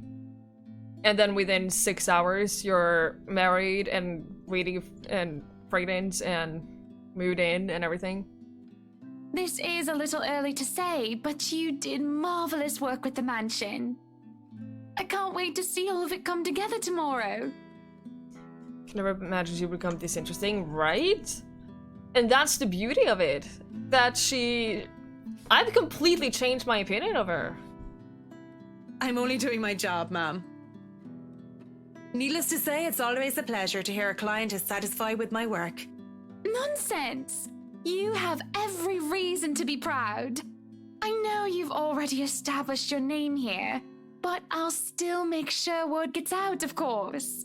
I think I've got a few friends who might be interested in decorating their homes. I'll see if I can introduce you to them tomorrow. I really don't want to impose, Mrs. Wright. There's still a lot to be done, and I'd rather be keeping an eye on it myself. You know well enough I'll still do it. You too, Monsieur le Photographe. You better be the one taking the pictures for the event tomorrow, or I'll be very upset. Wait. He was there, wasn't he? Yeah. He was there. Zachary, Ashley, and Rebecca was seen attending. Right. I remember now. Yeah, some people are just like that, and it blows my mind. I blink at her, confused. Last I checked, I have nothing scheduled on my plate tomorrow. A couple of fleeting thoughts did cross my mind, like working on personal projects. But with the expectant expressions on Hannah's face alone, I wondered before how they got Isabella to sell in the mansion with all the paperwork and loops it has to go through. Well, now, the how is already standing in front of me, and it's one giant ball of persuasion in human form. I love that. If I had any doubts how she got around life, all of them has been dispelled right this instant. Hannah hasn't said anything yet, but I already know what my answer will be. What event? Our housewarming party, dearie. I've already sent invites through your publisher. They should have informed you of it by now. I may have probably missed it. I haven't gotten the chance to check my mailbox yet. Deadlines, real-life happenings, you know, they can be pretty hectic. I'll try later, but they might have already assigned it to a different photographer if they haven't received my reply yet. That's not a problem. Nothing a little call from me can't fix. I'll have them know I'm specifically requesting for your presence. It shouldn't be too hard. Yeah, it explains why he was there. And I have to say, I love what they're doing with us playing through the different characters and it's not one straight timeline. I think that adds a really interesting layer to this game. I really like it. I'd punch him sometimes as one of my two friends. He's not afraid to touch me and hug me or lie down on my hand. Aww. Wonder if Zach ever gets to show the photos to her? Kinda doesn't seem like it. Yeah, I don't understand it, Nikrena. I don't understand people like that at all. Just promise me you'll show up. Hi, Eric. Good to see you. How are you doing? I expect to see you both there. No excuses. Good company, good music, good food. Of course I'll be there. Yeah. Lovely. I hope we have that settled then. I'd love to stay and chat, but unfortunately I have an appointment scheduled with the doctors after this. You two will have to excuse me. Are you feeling fine, ma'am? It's nothing big. It's kind of big. There's a little short while in which her hand faintly touches her stomach when she says this, very subtle. Her smile as she does so, a tender thing itself. She might never let it cross her mind, but motherhood would suit her. The kid is already loved, even when he or she has yet to have a sense of the world. Candid moments like this, wish I had brought a camera for. Sorry we had to cut this short. I'd love to have lunch with you two, but, well, you two know how it goes. My theory is that the facade is a bit further and much harder. Probably, but I think also some people just don't have that need to hide anything about themselves. Which in itself is just fascinating. If I had a creepy ghost photo, I'd be showing that within 2 minutes. Me too! That's the entire reason he went to their mansion in the first place, and he's just ignored it. Also, if we had chosen to show the photo to Ash instead of showing it to Hana, we probably would never have gotten that reveal that she's pregnant, don't you think? Maybe when we play as Luke. Maybe when we play as Luke, we'll get that pregnancy reveal from Hana. Don't show the pic, she has enough on our plate. Fair point. It's quite fine, Mrs. Wright. I need to get going as well. Is it somewhere far from here? I can have my driver drop you off on the way. No, please. There's no need for that, Mrs. Wright. It's just within the city. I see. What about you, Zach? We did leave your push bike at the mansion. Don't worry, I'll have someone bring it to your home later. Nah, I live within the city too. A few blocks from here, in fact. I only visited earlier because... The photos. Damn, I have completely forgotten about them. My hand graces the side of my pockets where I kept them since this morning. And sure enough, they're still there, waiting for the whole world to see them. Because? Zach, sweetie, you're zoning out. Miss There Hana, we go! Earlier, at the mansion? Maybe Luke already knows, but she doesn't know it. Maybe? For some reason, I don't think he's the kind of guy who keeps secrets like that. If he knew, I think he would be all in her face about it. Oh, no! I kind of want to check. I kind of want to scroll and check, like, all the different outcomes of this choice. I'm not gonna do it, but I just wonder if this is like a big thing. Here's the thing. Here is the thing. We know that she gets possessed. Right? There's nothing we can do to change the fact. I'm not gonna look at her skibbles, don't worry. There's nothing we can do now to change the fact that she gets possessed. So, no, listen. We don't risk harming the baby or her by doing this because she's doomed regardless. Right? I want to show her the photos. And I think Zach wants to show her the photos. Because she's doomed. There's nothing we can do about that. So we might as well show her the photos to I don't know. Thanks to me? Well, I didn't know! I think it would be better if you take a look at these yourself. Oh! Oh, boy! Oh, boy! Oh, we hate each other now. Damn!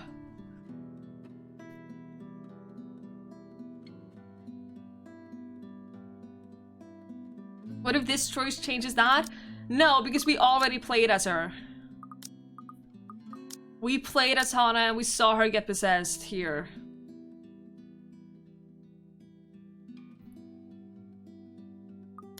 I showed her the photos, Akalia. Seeing is believing, right? I reach into my pocket and pull out the photos, handing everything to her.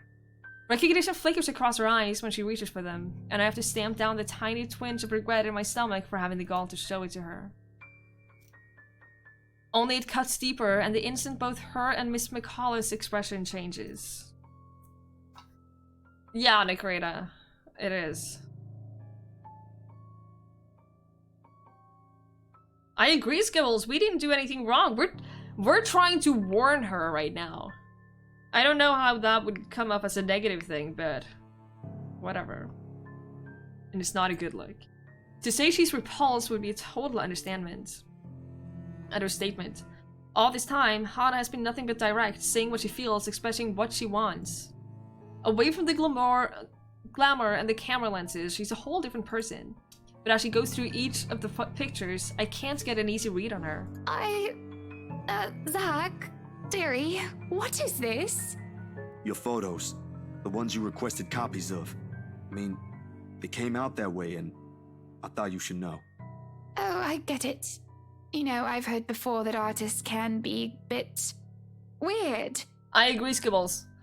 I definitely agree, because imagine how guilty Zach would feel if he finds out that she gets possessed, because in one way or another, her getting possessed is gonna come back to us. I'm 100% sure of it. She gets possessed on the 29th, and we still have 3 days left after that we haven't seen anything of.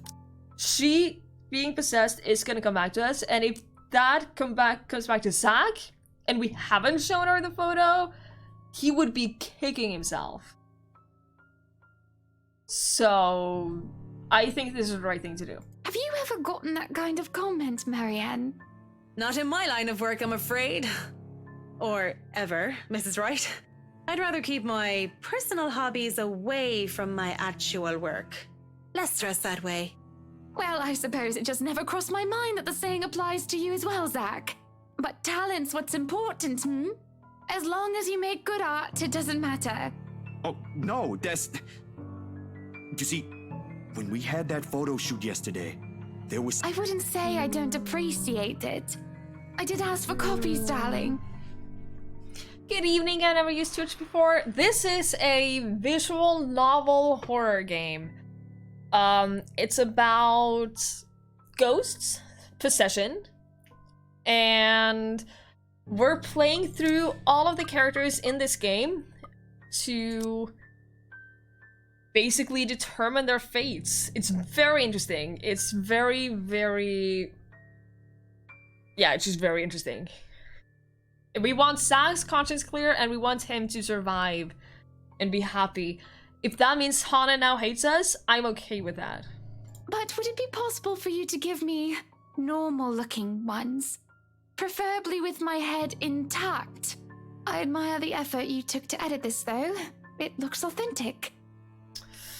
Oh, Hana. Frankly, if I show this to some other person, they'd probably believe those silly rumors about the mansion. Oh, Hana. Good publicity, but not the kind I'd want for my new home. So please. Oh, Hana. She drops them back into my hand, like their very surface burns hers. If you could redo this, that would be wonderful. I'm positive you can do a better job than the one you just showed.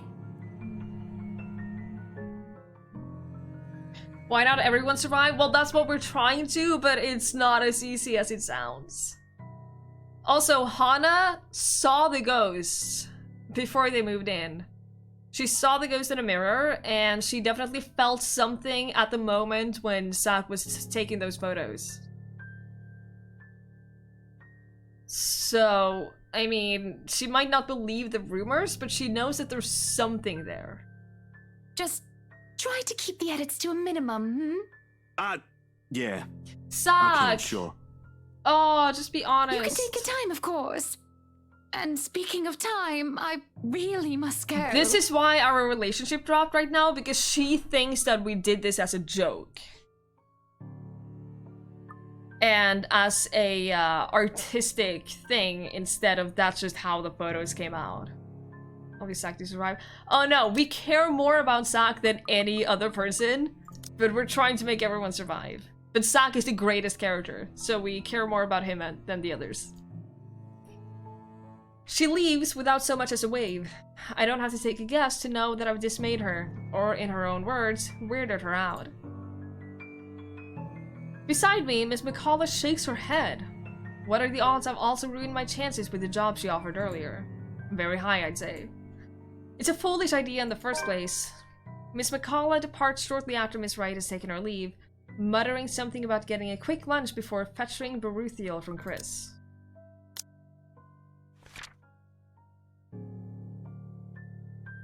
That's so annoying that that leads to a negative for both of them.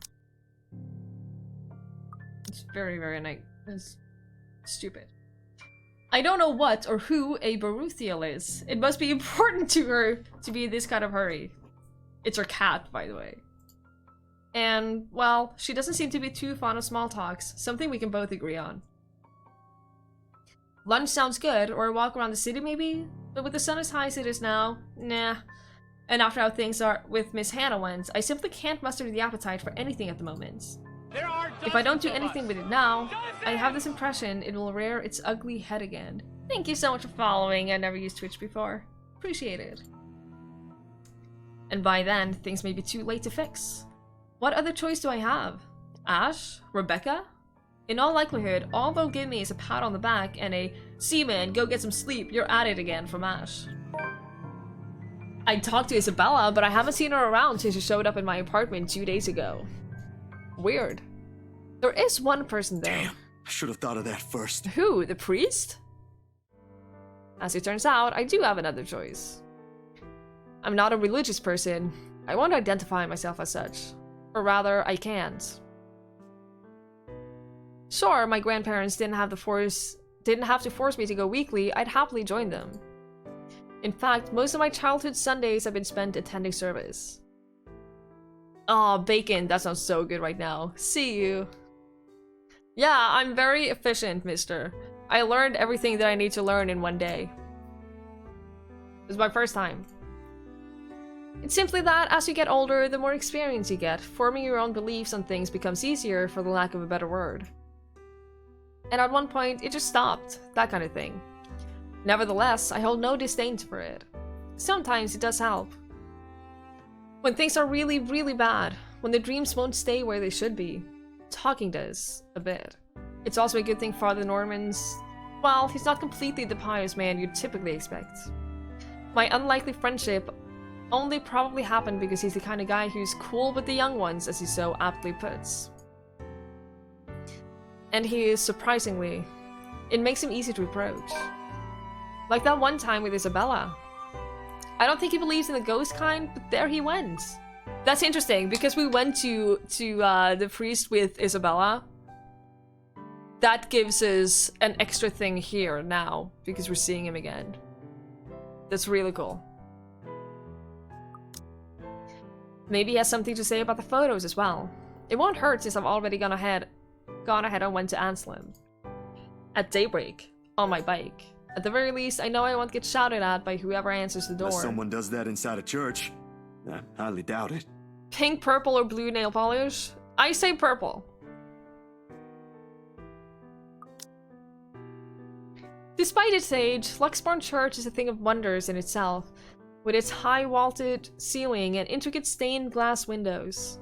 Also, for those that do not recognize it,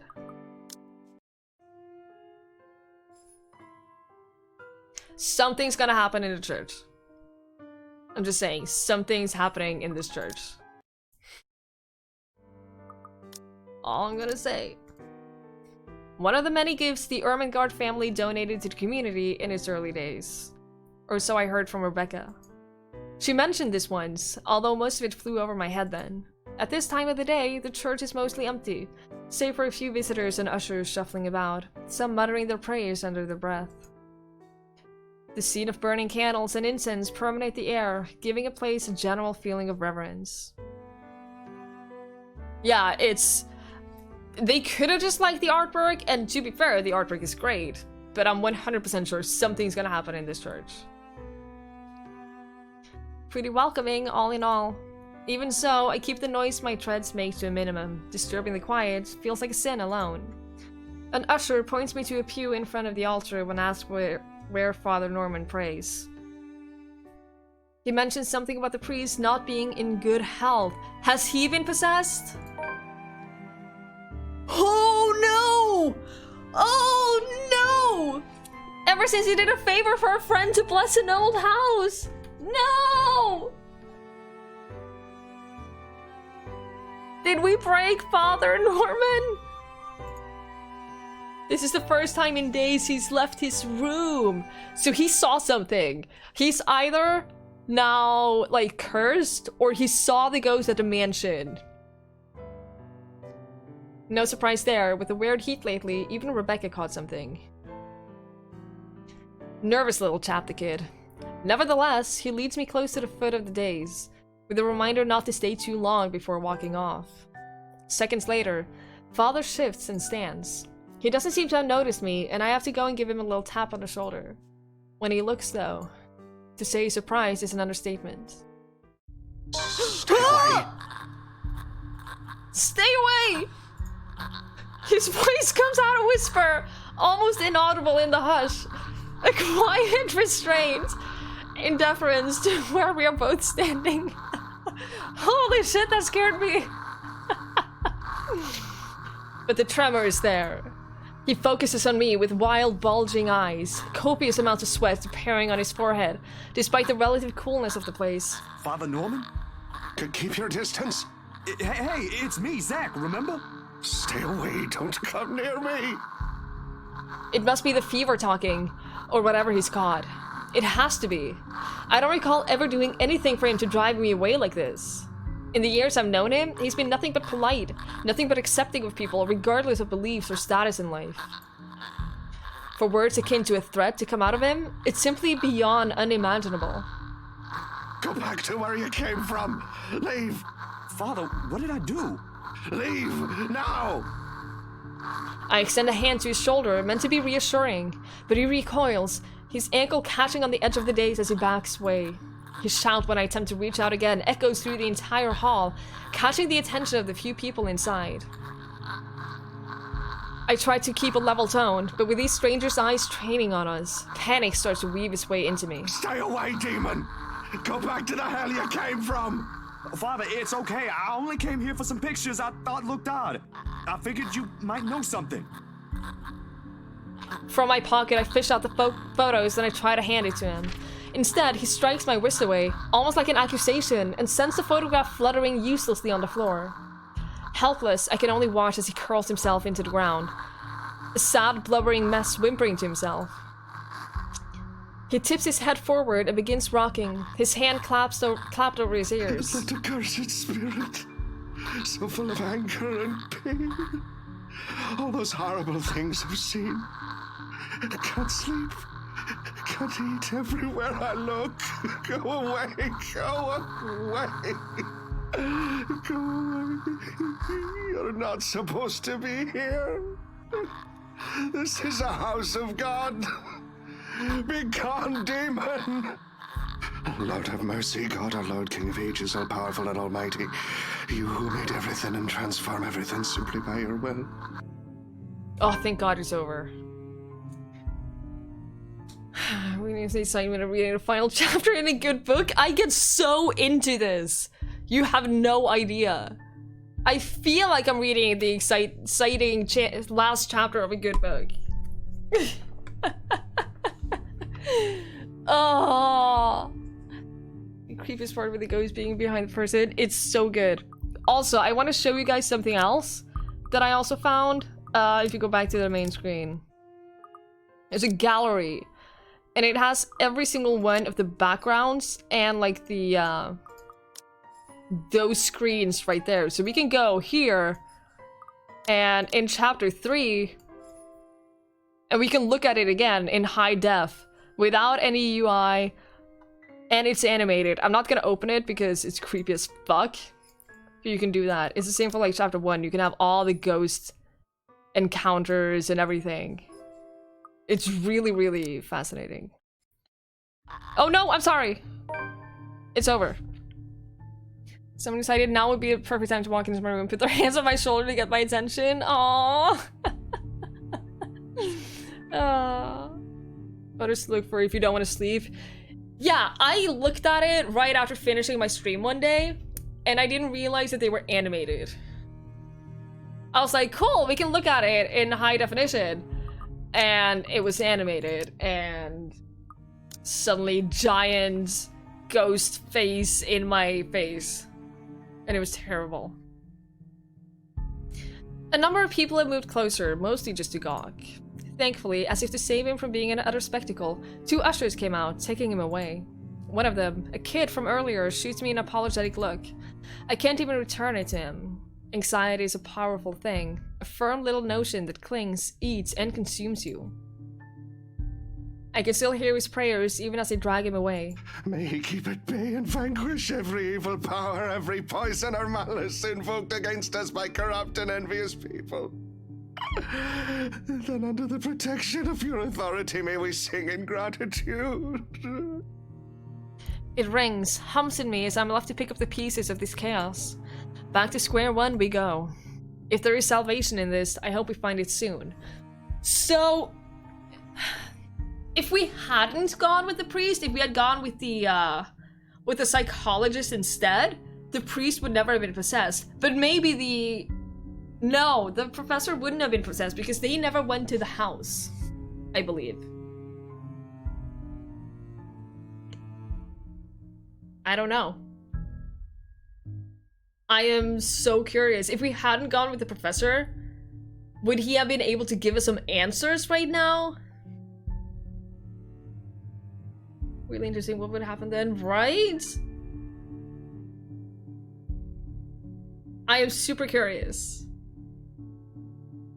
I am so curious, and that's what I love about this game.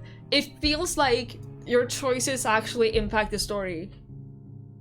Like, this whole thing wouldn't have happened if we had gone with a different choice earlier in chapter 1. I know, Saeba, it was Astral. The moon is well into the night sky by the time I make it back home. My heavy treads and the sound of traffic outside echoing in my ears, filling the empty room with some semblance of life. Where is your god now? I mean, it's not entirely wrong. Nana would scold me if she ever hears me walk like that, but after today, I can't really give a damn about everything. The mattress creaks under my weight as I unceremoniously flop down on it, and I find myself looking at the paper under my grip. As promised, Miss Wright had my bike delivered back to my apartment. Found it parked in a rack downstairs with an invitation and a note tacked to it, in fact. Be there, it said. So she still wants us to be there with a heart and everything. That's sweet. If only it were that easy, but it will give me a chance to talk to her about the thing in their house. With a sigh, I let my hand fall to the side of the bed along with the invitation. I'll think about it tomorrow, when my head ain't muddled with the thoughts of a headless woman and the haunting smiles of a ghost. Belatedly, it occurs to me that I haven't eaten anything since I left this morning. So I think all those times where it says like a story update and we haven't made a choice, I believe now that that appears when it does like a story check. Like whenever something we have done in the past is going to impact whatever happens next. I think that's what's happening here because we didn't make a choice right now. So I think that something that happens now, soon, will be impacted by something we did earlier. No, I would not want to go back to that mansion. Are you kidding me? Pick up your hand and put it back into your bed. Good point. An empty gnawing ache makes itself known, but I can't bring myself to stand up. Today was a complete waste of time, and frankly a disappointment. I don't like this. The lack of certainty, the disquiet, the lack of stable ground to stand on. The part where I do not know what will come tomorrow. Ever since that damn letter, everything has been thrown out of the loop. I wish everything stayed the same. Routine would have been much easier to make sense of than this. Closing my eyes, I let the noise from the street below lull me to sleep. At the very least, that's one thing that hasn't changed. On the 29th. Alright. Before we move on, I'm gonna take a short break and I'm gonna get some water. So I'll be back in a few minutes.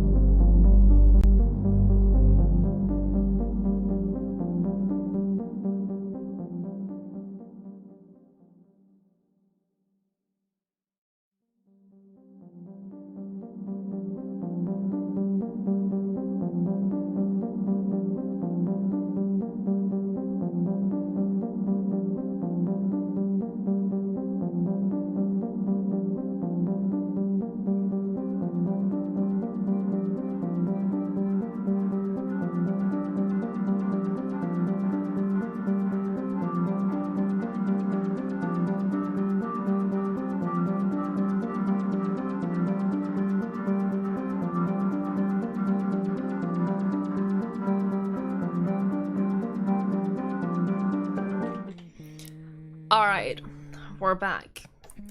I do agree that Zack probably feels even more responsibility because he never got a chance to explain to her why he showed her the photos. Wait, twitches while it's on the screen. Yeah, so far. I mean, we can't really say that the ghost isn't trying to kill us because when we failed the quick time event as Isabella, it did kill us. So, you know. But I agree. The melody carries into the hall long before I cross the threshold. Solemn, but gentle and soothing, a reminder of what home is. Pa's firm but meaningful gaze, Ma's wistful smiles. The warm rays filtering through the eaves at sunset. The distinct smell of wet earth and leaves after a long day's rain, and our room. Of course, Gibbles, the humming annoys me too. The room. Ma and Pa's pride and joy, a place we were once promised several springs ago. Yet it won't stop. No, wait! Come back! I'll be good this time! Please don't leave! Please stay! The floorboards are cold under my feet more than it usually is. The walls more forbidding than what I'm used to.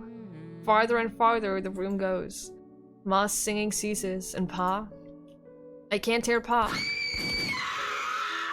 Not above the raucous clanging and the deafening roar of gunshots, nor the screams replacing the comforting soft melodies. There's only the blinding fear, but when the light breaks...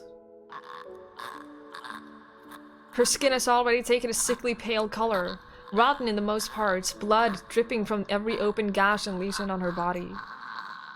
Bony hands strip Hannah's neck like a noose, staining the skin underneath with a vibrant shade of scarlet. Nothing but malice fills a gleam in her eyes.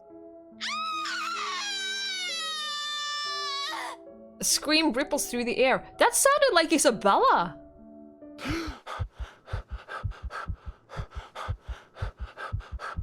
My whole body feels distant. Every limb heavy with lead, all unable to move at will.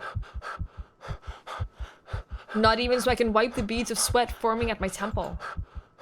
The rasping of my own breath easily fills the room in the wee hours, while I force it back into a steady rhythm. There's a tightness in my chest I can't shake off, my heart pounding against it as if it's about to burst out. Something cold has settled in my legs. Not the usual chill that usually comes and goes with the passing breeze from the window, but one strong enough to sting, shackle, and leave a frigid sensation creeping up my skin. With every struggle I make, the pressure winds firmly around my legs. Tighter. And tighter. And tighter. All until it becomes too much. My heart stops. Another draft sweeps into the room and brings with it the iron tang of blood. Thick. Suffocating. Filling my nose with a foul, sickening smell as I shift my gaze downward and it slowly comes into view. Mouth stretched and a hideous smile and eyes springing with nothing but madness. This is- oh my god! The stench of gore taints the air around me and I can't look away. This is the creepiest image yet. This is terrifying. From it, her, from the terror and death that her uncanny, twisted features alone. Scream. I try to open my mouth, to shout, to ask for any help, but my voice has left my body altogether. All I have is the painful realization that no kind of plea will ever save me from her. Then suddenly the bed dips.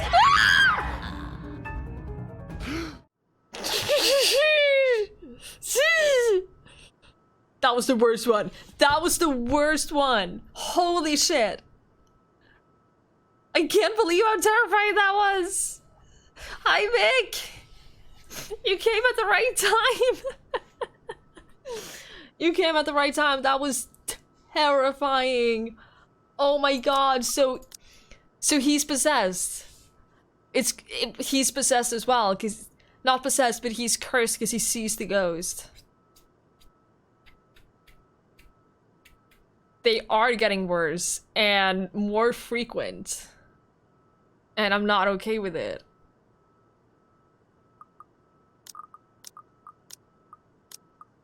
I'm not quitting game. Gallery. I just want to check.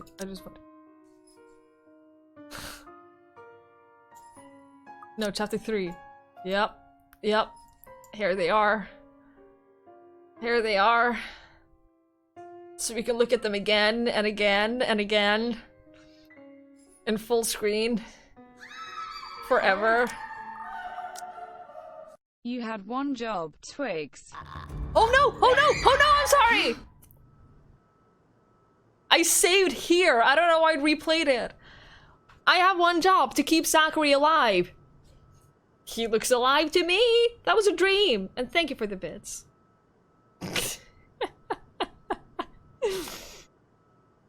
The brutal plunge back. The brutal plunge back into myself jerks me awake. Sleep paralysis, Hopecatcher. That's exactly what it is.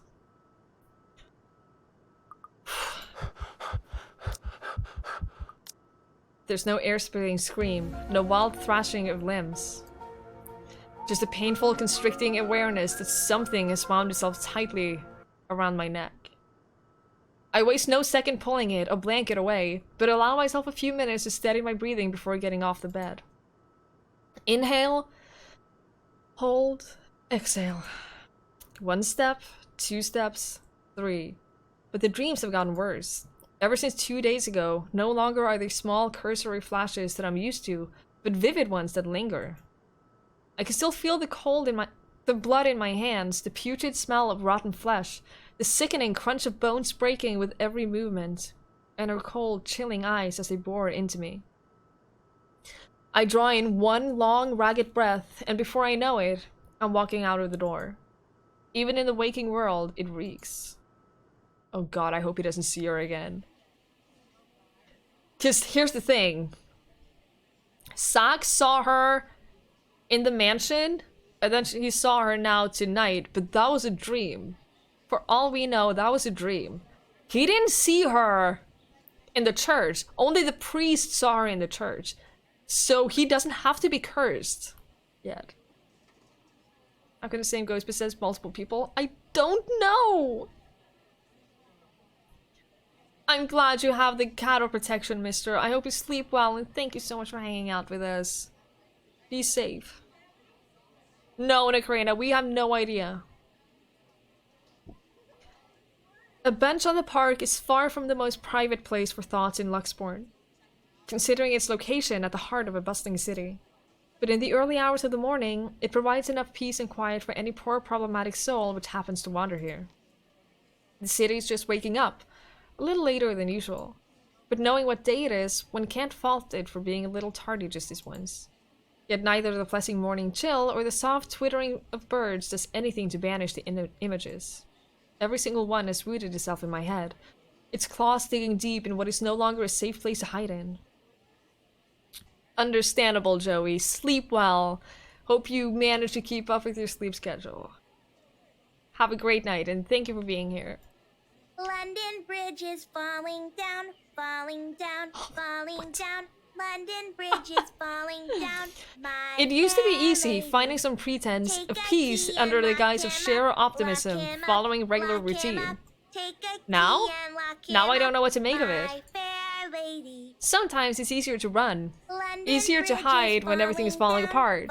That way you don't have to be the first to witness it when it does. It worked when things went bad with the movie after all. It also worked when Mom and Pa were taken from us. Though the sentiment's a little hypocritical when you think about my little talk with Miss Wright the other day. But that's just how it is. Maybe it's really better if I just... Hey, mister! Who the hell is this? Why? Okay, she's adorable. But why is there a little girl? Why is she talking to us? Yeah, Hope, it sounded exactly like sleep paralysis. The tiny voice gives me a pause. When I look up, a little girl, maybe 6 or 7, is peering at me. 2 wide eyes overflowing with what can only be the natural curiosity one typically sees in children. I vaguely note the stained Goretti uniform she's wearing before returning her greeting. Hey kid. Kylie. She's adorable. Come on. Kylie? That's my name. Come on. She's so cute. Mama said it's rude not to call people by their names. I love her. She then flops down on the empty space beside me. Her little legs, still too short to touch the ground, swings in tune with the songs she hums under her breath. I don't mind kids. Nana would often invite the ones in our old neighborhood to give them treats. Of course, by then Sis and I were both too old to play with them, but you get used to the commotion eventually. It's not completely unpleasant, as most people would imply. Kylie seems to be a well-behaved kid anyway. Oh, sorry. She's the scariest thing in the game. She's so cute. Nice to meet you, Kylie. Is Mama here? No, but my big brother's with me. She has to have a relation to someone we know. He's taking pictures with his camera over there. This cannot be just a random kid from a random family that we will never see again. She points to the far end of the park, the one closest to the street where a kid is taking shots of something above him. It doesn't look to be birds because they're all on that... Because all there is on that side of the park are buildings. Ash? Could be. I don't see what's so interesting with the tip of a building, though. I'd take pictures of dogs if I were him. They're cuter. Excuse me? How precious is this little kid? Can we adopt her? Yeah, he would know. Ash and Zack are best friends. He would know that he had a little sister.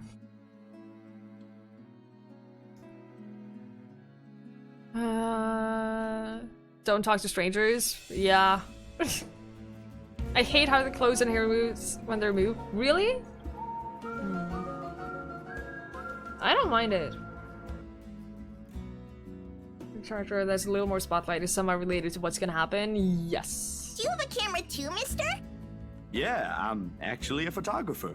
Mama said I'm too young to get a camera. I'm sure your mama will eventually give you Can we one. give her our camera? Won't you be late for school like this? Big brother will get us there on time. Rowan promised Papa. Rowan? Who is that? We don't know him. We aren't going to be late. It's sports day. So it's not good if you keep looking like that today. What? If it ends up raining and we lose, it's your fault. Excuse me, little girl? I didn't sign up for this. I'm not participating in sports day. All right, I'll try not to upset the clouds today, kid. Is it because you're sick, mister? Rude! I'm not sick! Before I know it, a smile is spread over my face. They said kids ask the toughest questions sometimes, and they sure do with how sincere Kylie looks. Lying feels like I'm doing her a huge disservice. Yeah, Skibbles, is that a problem? No, not sick. Just having a very, very bad day. Why is that? Yes, tell her all about the Is ghost. that like when my big brother ate all of my pudding? He did that once and then cried.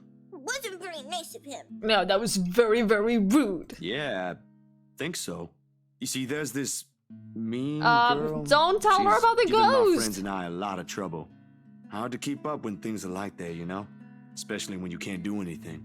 It's kind of scary. Makes you wish things will just stay as peaceful as they used to be. I'm so concerned for this little girl. Maybe she just wants to be friends with you? I highly doubt that. She already hurt one of my friends. What if she's just sad? Or maybe she just wants help. Yes. When we were Isabella. That's what happened with Melody. Oh, fuck! I let her borrow my crayon when she left hers. That's not what I wanted to do. I accidentally hit space and it just skipped the conversation. Now I know. When we were playing as Isabella and we heard the ghost whispering, it would always say, "Help me." Just saying, a little Kylie has a point. Now we're playmates. It's not really the same thing, Kylie. What she did, they're pretty bad things. Don't go into details. I still think there's another reason. Did you try talking to her? That's what Mama said I should do. So, did they just introduce this little girl for no other reason than to tell us that the ghost might not be evil? That wants something or needs help? Because that's kind of what it looks like. I don't think that'll work either. You haven't even tried yet. You sound like Rowan. You're just scared, mister. Yes. That strikes a chord. Maybe it's the honesty in her tone, or simply the truth in the words herself. I don't know why, but I can't help it. I laugh. Loud enough to disturb an elderly couple taking a leisure walk nearby. Why are you laughing? I'm not ready to take her home. I just want to make sure that she gets everything she wants in life. It's okay to hurt people if you want something. Yeah?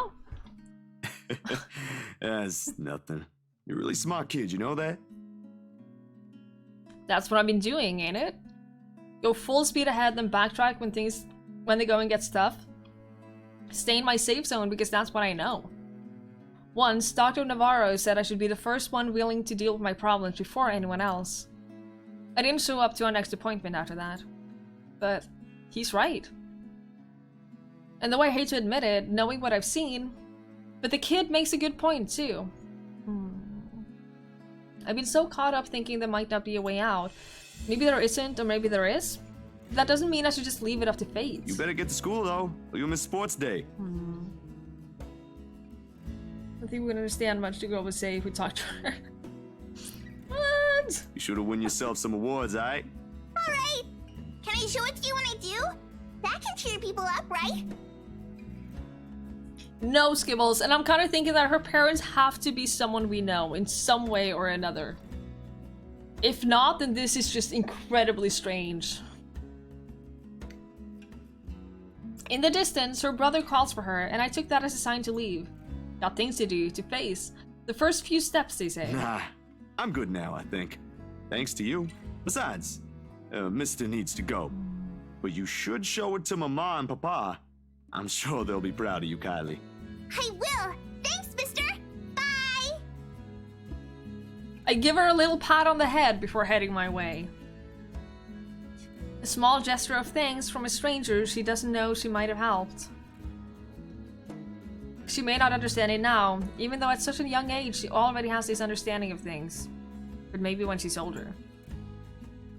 When the world no longer seems too big for her. But aren't you going to help me, mister? No! I don't want to click! I don't want to click. I don't want to... No!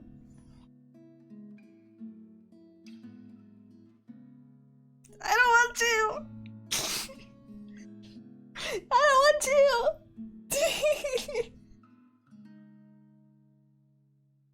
Are you ready? Because I'm not. I'm doing it. I'm doing it. With what? Confused, I glance back.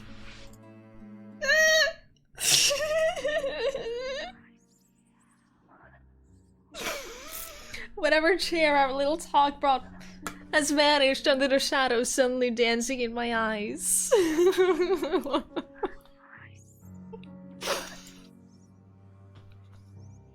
This frigid air is most definitely not how the morning chill should feel like. Bitter, stinging, unwelcome. And the kid? What do you think, mister? Are you going to help me? Leave us alone! What did we do to you? The response never comes, however. Because when I blinked... gone. Hello? Mister? Are you okay? For several passing seconds, I let my stare linger on her face, waiting for any sign of another change.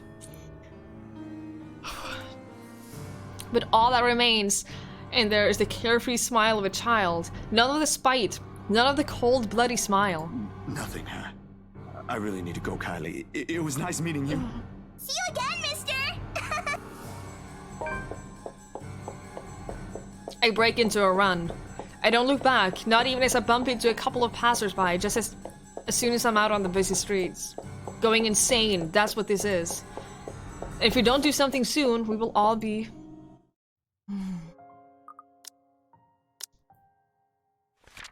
Oh boy. Oh boy, oh boy, oh boy. That was before... It's the same day as Hana got possessed, but before, earlier in the day.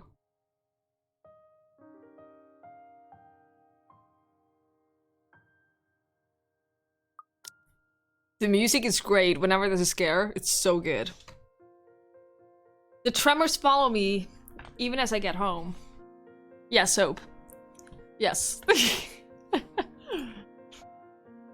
I had hoped a little stroll around the block for a few hours would help. Instead, I'm assaulted with more images of her. Her smile, the loathing in her eyes, the stench of gore, the horrid crunch that comes with every movement she makes. Hi, Vasim, good to see you. What if we all redubbed it so it was less terrible?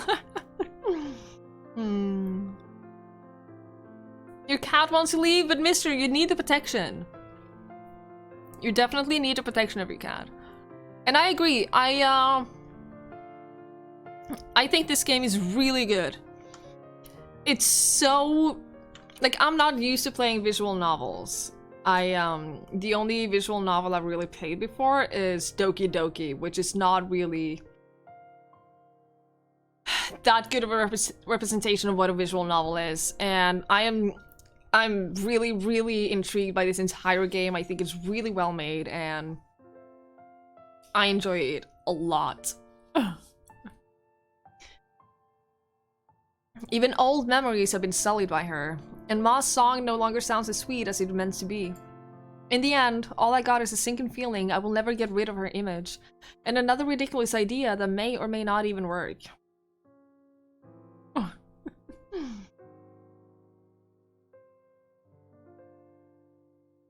The sun is already hanging low on the horizon when I make it back. And for the first time, coming home feels more like a chore. Only I didn't arrive to an empty room. Please be Isabella. As soon as I open the door, I'm greeted by no other than... Sup, Z-Man? Ash. I told you we should have called him before going here. And Isabella? It's fine. It's Ashton I see first, sitting comfortably on my couch, munching on a bag of chips with both feet propped atop the coffee table. Here's the thing. Isabella saw the ghost on the 25th. It's not 4 days later. Is she still seeing the ghost? Has she successfully managed to pass it over? Is that why everyone else is seeing the ghost? Hello, friend. Cheers to 5 months. I know I can't be here as often as I'd like, but please know I have nothing but respect and admiration for you. Shank one love. Trigger love. Shank, thank you so much for the 5-month resub. That's incredibly kind. You're amazing, you know that. Thank you so much, Shank. I hope you're having a wonderful day, and I hope you're doing well. Just as a warning, if you just got here, this game is creepy. This game is really, really, really fucking creepy.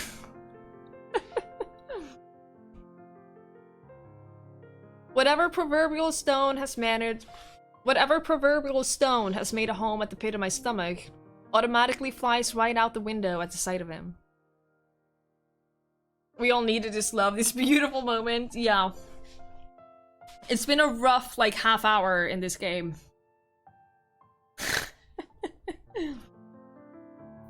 But before any exasperation can set in, my attention is taken by the other occupant in the room. Isabella perches on the other chair in my room, attempting to make herself smaller, it seems, from how closely she's hugging her arms against her. So she probably has seen the ghost again. Don't know what you're talking about? Nevertheless, she gives me a small smile when she notices my stare. Yet somehow, there ain't any warmth in it, like it's supposed to have. Hey, Zach. Sorry we just barged in here. Ash was... Relax. Z-Man gave me a copy of the key himself. Only after you broke the 13th one? I can't keep replacing them every time you think it'd be a good idea to break into my apartment. Fucking Ash. And stop calling me Z-Man! I didn't break anything this time. Ash, just because I gave you a key doesn't mean you can just stroll in here whenever you want to. And, hey, is that my... Ash smirks at me because of course he has the gall to smirk knowing what he did. He pops what is very likely the last piece of chip into his mouth and folds the wrapper neatly on the table before throwing it on the nearby trash bin. He is such an asshole. Holy shit. From her chair, Isabella shoots me an apologetic smile as soon as the foil hits the waistband with a dull thunk. Common sense dictates that I should be angry. But after everything, having something normal play out in front of me, no matter how childish our antics can get, I can't bring myself to muster even a tidbit of it. He did. He ate the last of his chips. If he continuously calls him Seaman, he should just call him asshole until he stops. I agree. Definitely agree. Forgive him for everything because he has a dope coat. Oh, you don't know how awful he is then.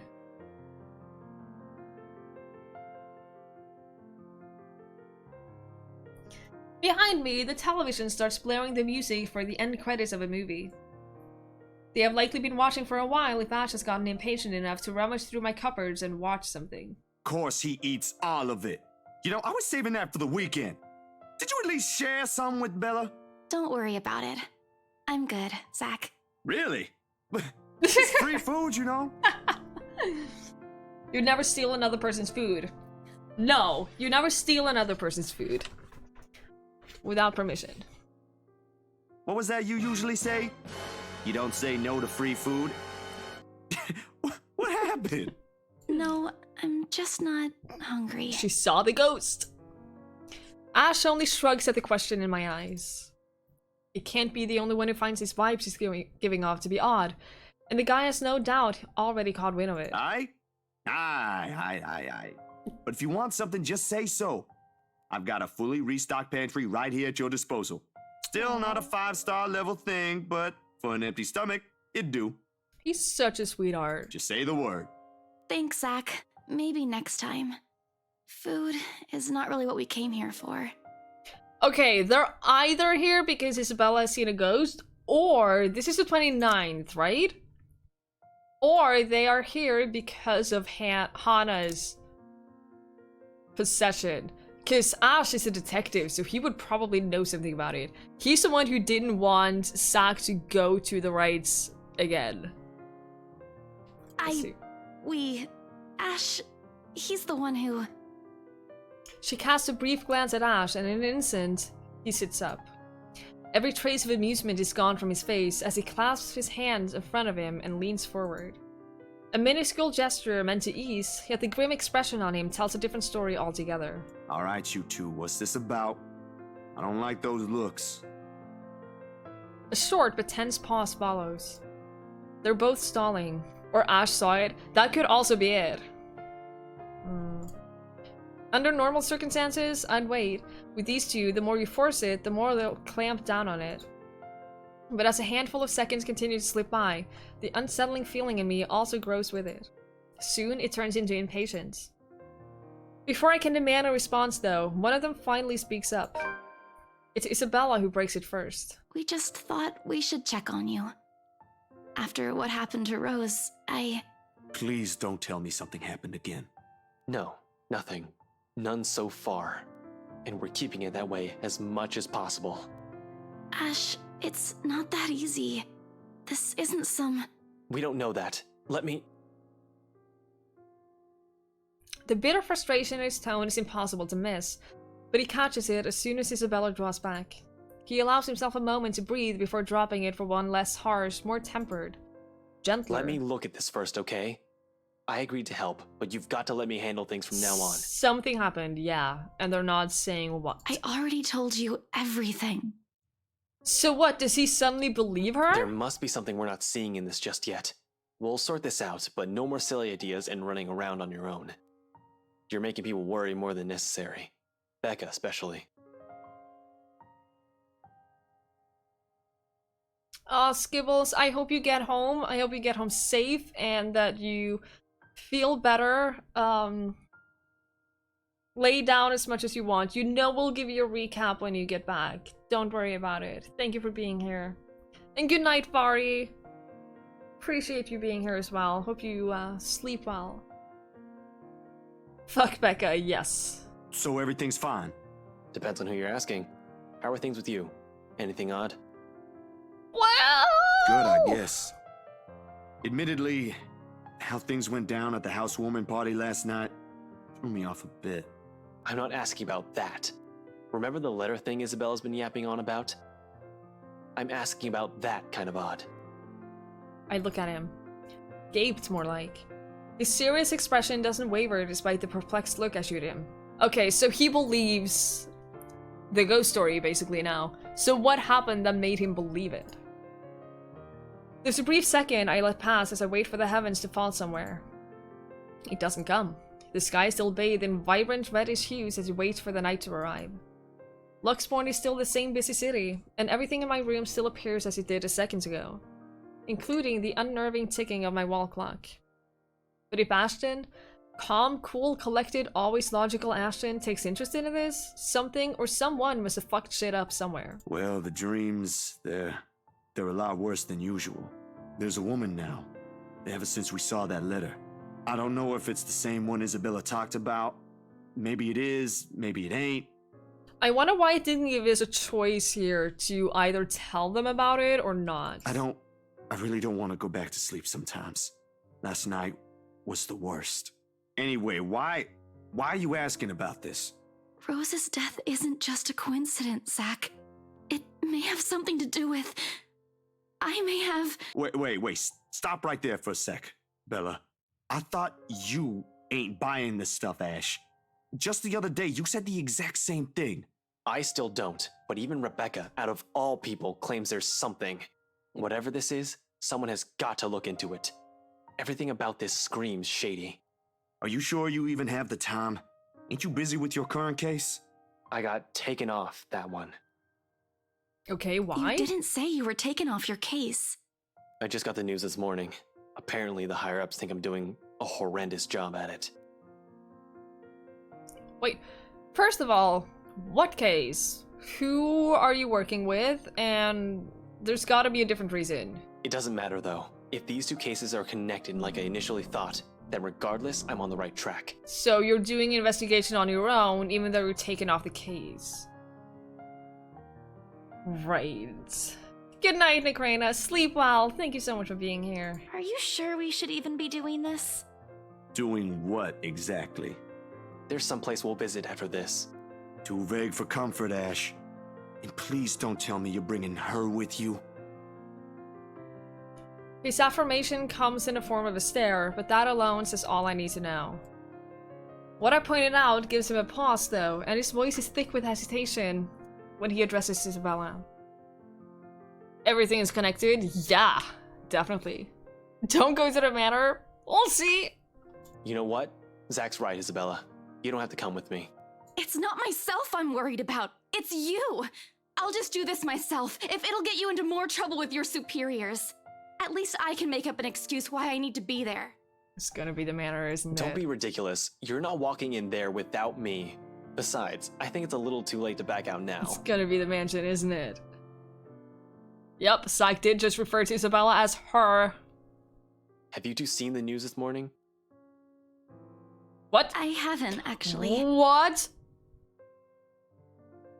Is it about Hana? Mama called. Is it about and Hana? I was Oh busy. no, what's wrong? Oh no, is Papa dead? Oh no! Oh no, not Papa!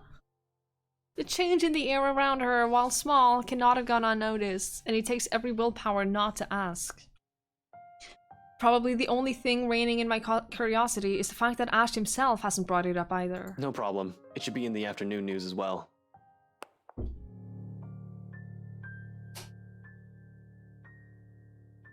Man burned after room catches fire. He grabs the remote and cycles through numerous channels until he gets to a news report about another guy who has been found dead in the early hours of the morning today. Burned alive this time. Oddly, no fire is spread, and whatever damage has been contained within the place of the body is found. The room itself, though, has been completely vandalized. Help me. Help me. Help me. Another murder, the authorities claimed. Isabella and I knew better. Who was that? He didn't look familiar at all. Do you think it's a big brother of the little girl? None of us shifts even after the report ends, but the room suddenly felt stifling. Ashton's eyes have gone hooded with what appears to be restrained anger, and the remote in his hands creaks mildly under his grip. The stone is back in my stomach. A tiny little thing gripping at my insides, growing with every passing second as the dread sinks in. In the thick of it, Isabella's voice is the one that breaks the hush. A small, weak thing on its own that wavers unevenly between words, but every syllable heavy with meaning. This is because of that thing, isn't it? I did this somehow. When it fades, all that is left in the air is her doubt and fear, while all we can do is to cope. Is there something I can say to make her feel better? Well, staying silent isn't gonna help. She says, this is my fault, I did this, and we just go. It ain't too late. We could still fix this. There's 3 of us here. Look at that. We're so close to maxing out our relationship with Isabella. 4 if you count Rebecca. No, she's staying away from this. She lifts her gaze at me, eyes steady and shoulders squared as she holds it against the baffled look I give her. Although in the next second, it immediately softens and takes me by surprise nevertheless.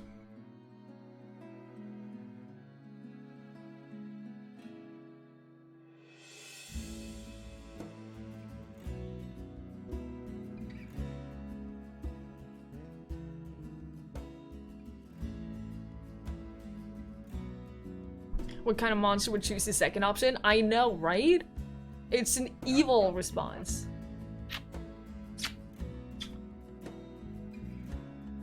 Ugh.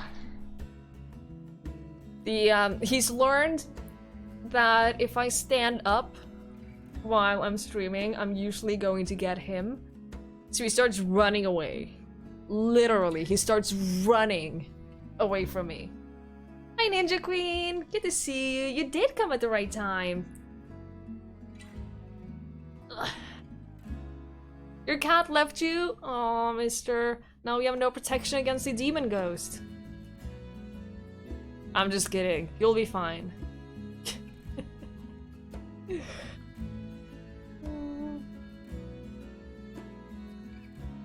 How are you doing, Ninja? How have you been?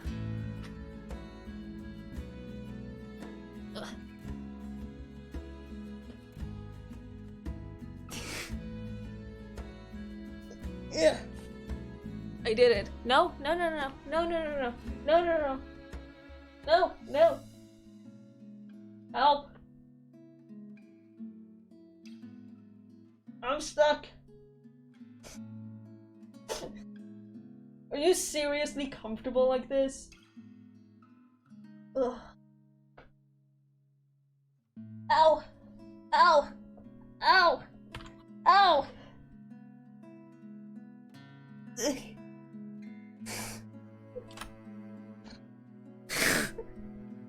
I tried. You all saw how I tried my best. Do you want to lay down here? Yes. Oh yeah, that's a good spot for you to be. Yes. Yes. All right, this is much better. Much better. All right. This is better for everyone. Ah, we're fine. We solved it. We compromised.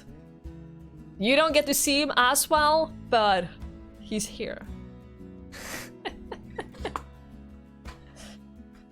Right. We'll see how long he stays. Probably not that long.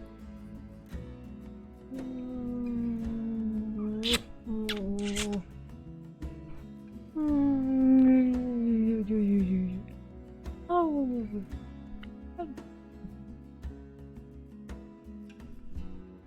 Hi llamas, good evening. No, Akalia, this is it's not a lipstick, it's a lip stain, so it doesn't rub off on anything. Not even on Link. So he doesn't get stained.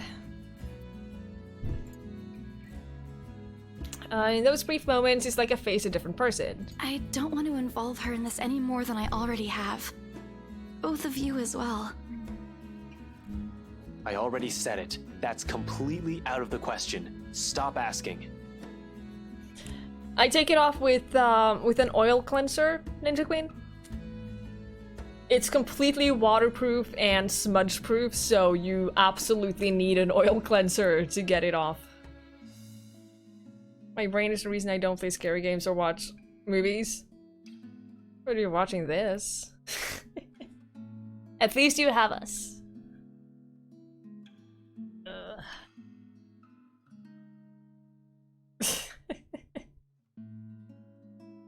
To this day, I kind of see Freddy when entering the kitchen without light. Oh. Yeah, makeup is not super easy. Ninja Queen, I enjoy using an oil cleanser regardless because it also takes off sunscreen and it just keeps my skin looking better. Still in all, that's 2 extra heads who can do the thinking. Between us 3, I'm sure we'll figure something out pretty soon. Don't make this whole thing sound like it's a piece of cake to deal with. It ain't. But better than sitting around, yeah? Plan is still a plan.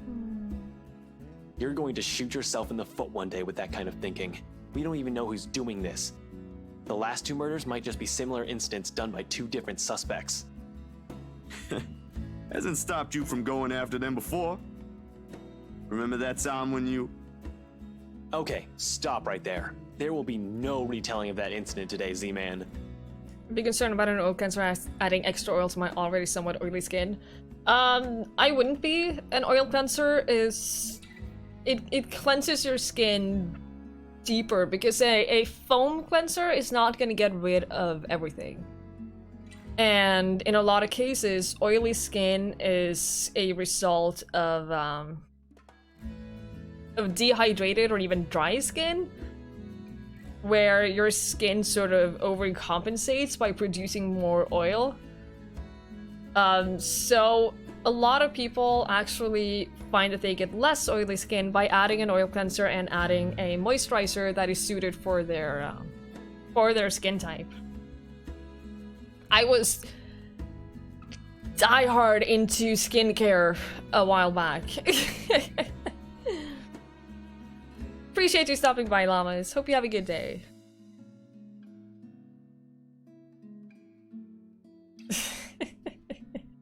Well, there's more to it than just hydrating. You have to find the right balance. Like, I went and got a skin analysis a while back, and I found out that I have normal skin, but it's dehydrated. Which means I need a specific sort of mixture of watery moisturizers. I can't use fatty moisturizers because they're too heavy on my skin. Because my skin isn't dry, it's just dehydrated. You know? How did this change into a skincare stream? Why was it ever not a skincare stream? Where I went to Kalia, they have different methods, but basically they cleanse your skin and then there was a machine that basically measures all kinds of stuff in your skin. It measures your moisturizing levels, it measures your sun damage, everything, and basically tells you what you need. Yeah, there's a difference between moisturizers. You have some that moisturize through fat, and there are some that moisturizes through, like, water. Fatty ones are usually ones that leave, like, a residue on your skin, and it's usually, like, greasy, basically. Whereas a watery moisturizer will feel more like a gel, because it's more lighter. The stream is making me cuddle with my plushie toy. I'm not gonna send hell for that. That sounds great. No needles, Akalia. No. Okay, we can keep playing. Forever. Keep calling me Z-Man and maybe I will. You're a good boy. Yes, you're a good boy. Though muffled by her hands, it rings light and easy against the thick tension in a room. Still a far cry from the usual chair she carries, but brings a welcome shift in an otherwise dreary mood. Thanks, you two. I'll tell you about it when he's not around. Give it up, Z-Man. She's not interested. Who says I'm not? Ash makes a face, but chuckles at the jest despite himself. Why am I even friends with you two? And like this, most of our worries ebb away, if only for a few moments. They take their leave mere minutes close to sundown. But regardless of the lighter mood, little has been said of their plans. Only vague hints of what they're aiming to do after. While it ain't any of my business to know, something about this whole thing still gnaws at me. A tiny passing thought urges me to do something as well. At this hour, the streets are once again busy with people heading home after a hard day's work. Little of the bustle matters to them as they step out of the crowded walkway, however. Ash especially. There's only his goal in mind, and I'd wager there's nothing I can do to stop him at this point. He's probably decided on it long before they made the decision to drop by. But despite this, Isabella lags behind. A worried crease is back on her forehead as she watches Ash leave to get his car. I just want you guys to know that I'm holding Link's head like this, and he's resting the entire weight of his head on my hand. And I feel like I'm choking him, but he apparently likes it. Something wrong, Bella? No, actually... Can you check on Becca for me after this? Sure. I really didn't get the chance to tell her where I'm headed off to. Tell her I'm okay, and we're... No, just Did you that. wake up? That's all. You sure I should skip on that part? If she finds out about this, she'll be angry. There you go.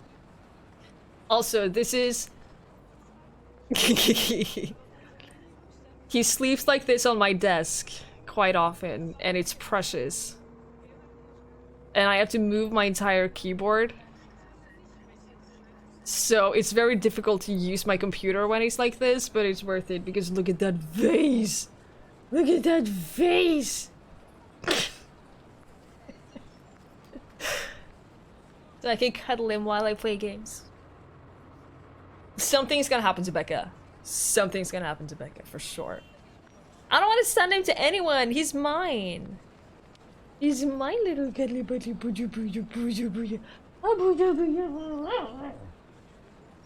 Okay, I might need help. But he's so cute. He's so cute. Okay, I'll stop. My god. I don't really want to deal with angry Rebecca. It gives me a stomachache just thinking about it.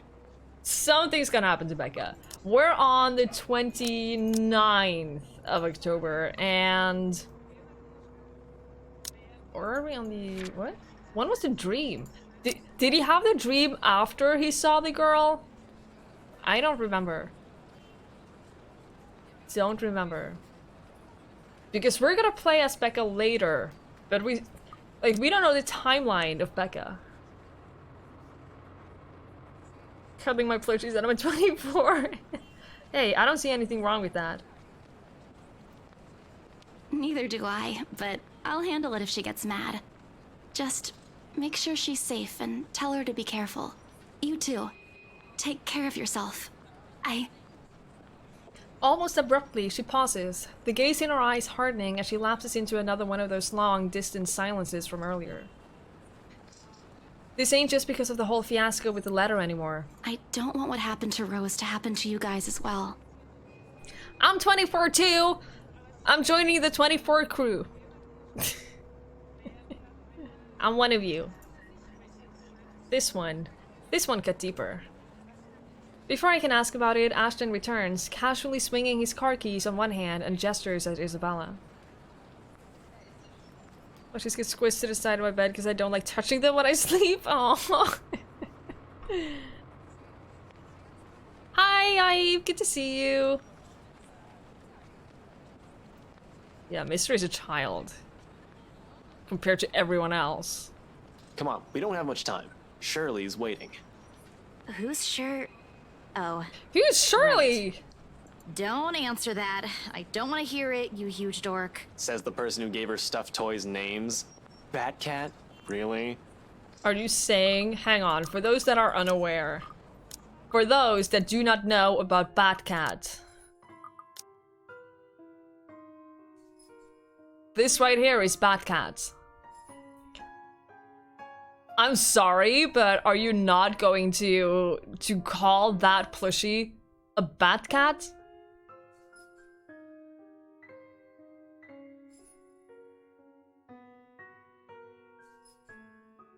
I mean, come on. That was all. He's still here.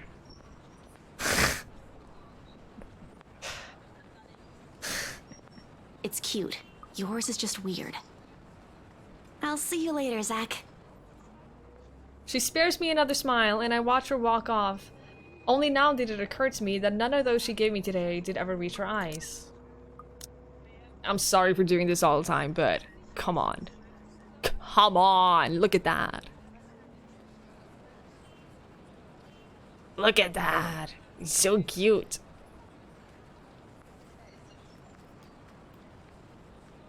Okay, I'm done. I'm not done. I'm done for now.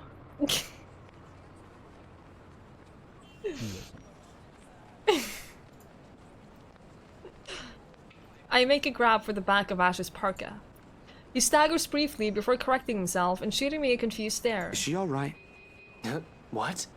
Who's okay? Isabella. She's been, I don't know, out of it today? Did something happen earlier? The scowl on his face says it all. She's actually been like that this morning. I'll ask, but... Just do me a favor and watch over her. We have no idea what we're dealing with. I don't know what happened to her since the last time I saw her, but from how she's been doing today, whatever it is, seems like a pretty big deal. Wait, you didn't annoy her again, did you? Probably. I swear to God, if you did, you've got another thing coming for you. That's right, Zach. Set him in his place. What? No. Why would I? Because that's what you do. I'm just asking. I'll take your word for it. But if you can find out what's bothering her, that'd be nice. Honestly, I don't think it's the letter this time. I'll see what I can do. Make sure you keep yourself out of harm's way, alright? Yeah, you too. Don't do anything reckless again. Again? Reckless, no. But I can't make you to promise I won't do anything. What do you need to admit, Lokin? You enjoy Apex too much? Wow. Wow. I can't believe you're playing a Battle Royale game. After seeing that, there's no way in hell I'm going to pretend there ain't a problem when there is. This is a really big one, and I'll be damned if I let anything happen to you guys while I sit here. Stop whenever you want. Because it's 90% black magic or black tar heroin. Yeah, same thing, really. I'm done running when things get tough. He's about to argue for a moment, but... Look, bro, if things ain't good, I'll be the first one out. But allow me this one thing, aight? Just this one time. If it doesn't work out, you'll be the first one to know. You can laugh then, or berate me all you want. But please don't ask me to step aside like I'm incapable of doing anything to help. You're playing it right now? You can stop watching whenever you want to. I have no idea if it's a look on my face or the tone of my voice. Ultimately, although his mouth presses into a thin line, he nods. Alright, stay safe, Zach. When he stumbles into the sidewalk and allows the afternoon crowd to swallow him whole, I like to think the tiny gleam in his eyes is the closest we can get to optimism in this situation. Okay, that added that to the journal. They look pissed off. Whether that alone will be enough to give me a peaceful sleep tonight remains to be said. October 30th! This is the furthest into the timeline we have gotten. Oh, I'm scared. Oh, I'm scared about the night, guys. I am super scared. Night falls, and despite my best attempts, sleep continues to elude me. Please don't leave me. No, please stay.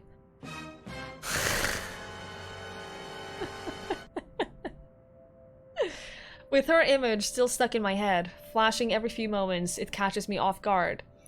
With Ma's lullaby still echoing in my ears, no longer the soft tune it once was. And the terrible gnawing at the pit of my stomach, it's no wonder I can't bring myself to drift off, even for a little while. What is your problem, Tug? It's not as if there's a complete lack of things to do while waiting for sleep to come. If it ever will. And at 2:45 in the morning, I find myself cleaning my photography equipment for no other reason than to just pass time.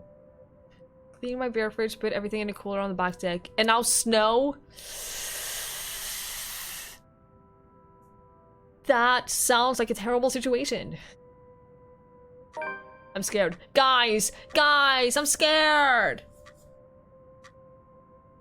I'm really scared! The ghost is gonna pop up behind him or something. Link? No! Sorry, you're not allowed to leave. Though, if I'm going to be honest, it's not the night terrors that are keeping me wide awake tonight, but the anxiety and hope that I'll hear from Astra Isabella soon. And for what's perhaps the...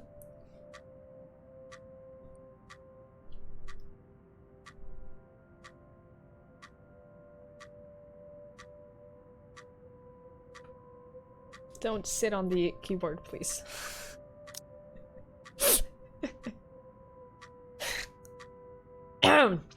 And for what's perhaps the 42nd time, my eyes shift over to the end of the table where my phone lies still. I've not heard from them since they left. They haven't promised to call, of course, but a small part of me wishes they would have the common sense at the very least. Waiting is a tough game, and with the concern stretching out the minutes far longer than usual, it's impossible for more unpleasant thoughts not to enter my mind. Alarm clock jump scare? No! Moreover, it does not help that when the clock finally strikes 3, my hand stills. Holy shit. It'll be a complete and utter lie to say my heart did not leap straight to my throat in that brief second. My whole body has gone motionless, ears straining for any further sounds. A couple of 10 seconds pass. Nothing. Of course, without all the building I'm staying in, power fluctuations ain't nothing new. Every now and then this would happen, leaving a few tenants in a rather bad mood. Nothing unusual anymore. After a few years of living here. But this time,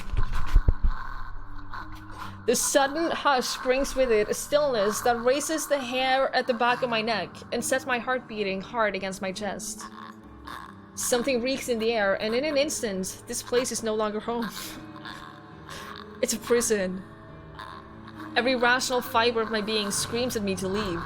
I force myself to swallow and keep a clear head as I lay down all my cleaning tools and begin gathering together the rest of my things scattered about on the table. The camera's body, lenses, filters, diffusers, phone, anything my hand could reach, but in the resulting panic, like in the nightmares, it's a scent that reaches me first. A foul, putrid smell filling my lungs with a heavy stink of death. My fingers clamp tightly to the camera, holding it closer to my body as if the tiny thing would provide enough protection to whatever it is with me in the room. It won't. But it's the only comfort I have. Hello? I know you're in here. What do you want? Something moves behind me, a soft scuttling over the walls, followed by the squelch and painful creaking of what can only be rotten flesh and broken bones. Without hesitation, I whirl around, my fingers and camera ready, patiently waiting for another movement. Leave! Leave now! There's nothing here for you!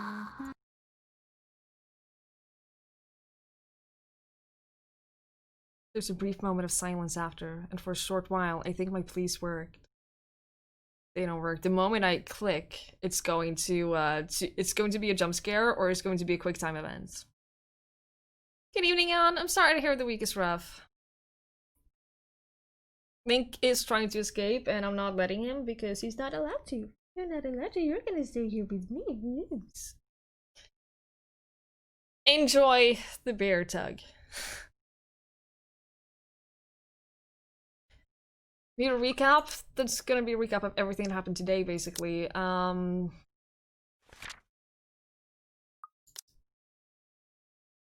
We developed the photos that we took at the mansion, and they basically came out really, distorted, and we went to see Hana to show her the photos and basically warn her of the ghost, and she thought it was a joke and didn't believe us. And And now basically Sak is seeing ghosts everywhere. He's seeing it in his sleep, he's seeing it in the park, everywhere he goes. Yes, Lord Loken, I think so. There might be a jump scare. I'm waiting for a jump scare as soon as I progress from the next screen. Yeah, Shank, it's definitely increasing in spook levels. Yep. I'm almost 100% sure that there's gonna be a jump scare or there's gonna be a quick time event right now. Then with no warning, the shuffling resumes, and along with it are the sobs of a woman. Use mouse to look around, spacebar to take a picture. Oh, fuck this. Oh, seriously, fuck this.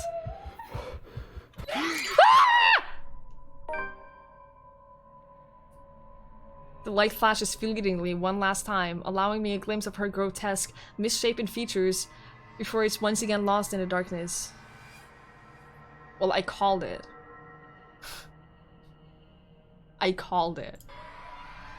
All of a sudden, her tune changes, no longer a soft cry, but a high-pitched shriek brimming with pain, grief, and anger. Every ounce of courage I've mustered flees from my body at the sound, and the next thing I know, my hand is gripping the knob and I'm wrenching the door open. Her wails follow me as I flee into the night. Oh, don't go into the park.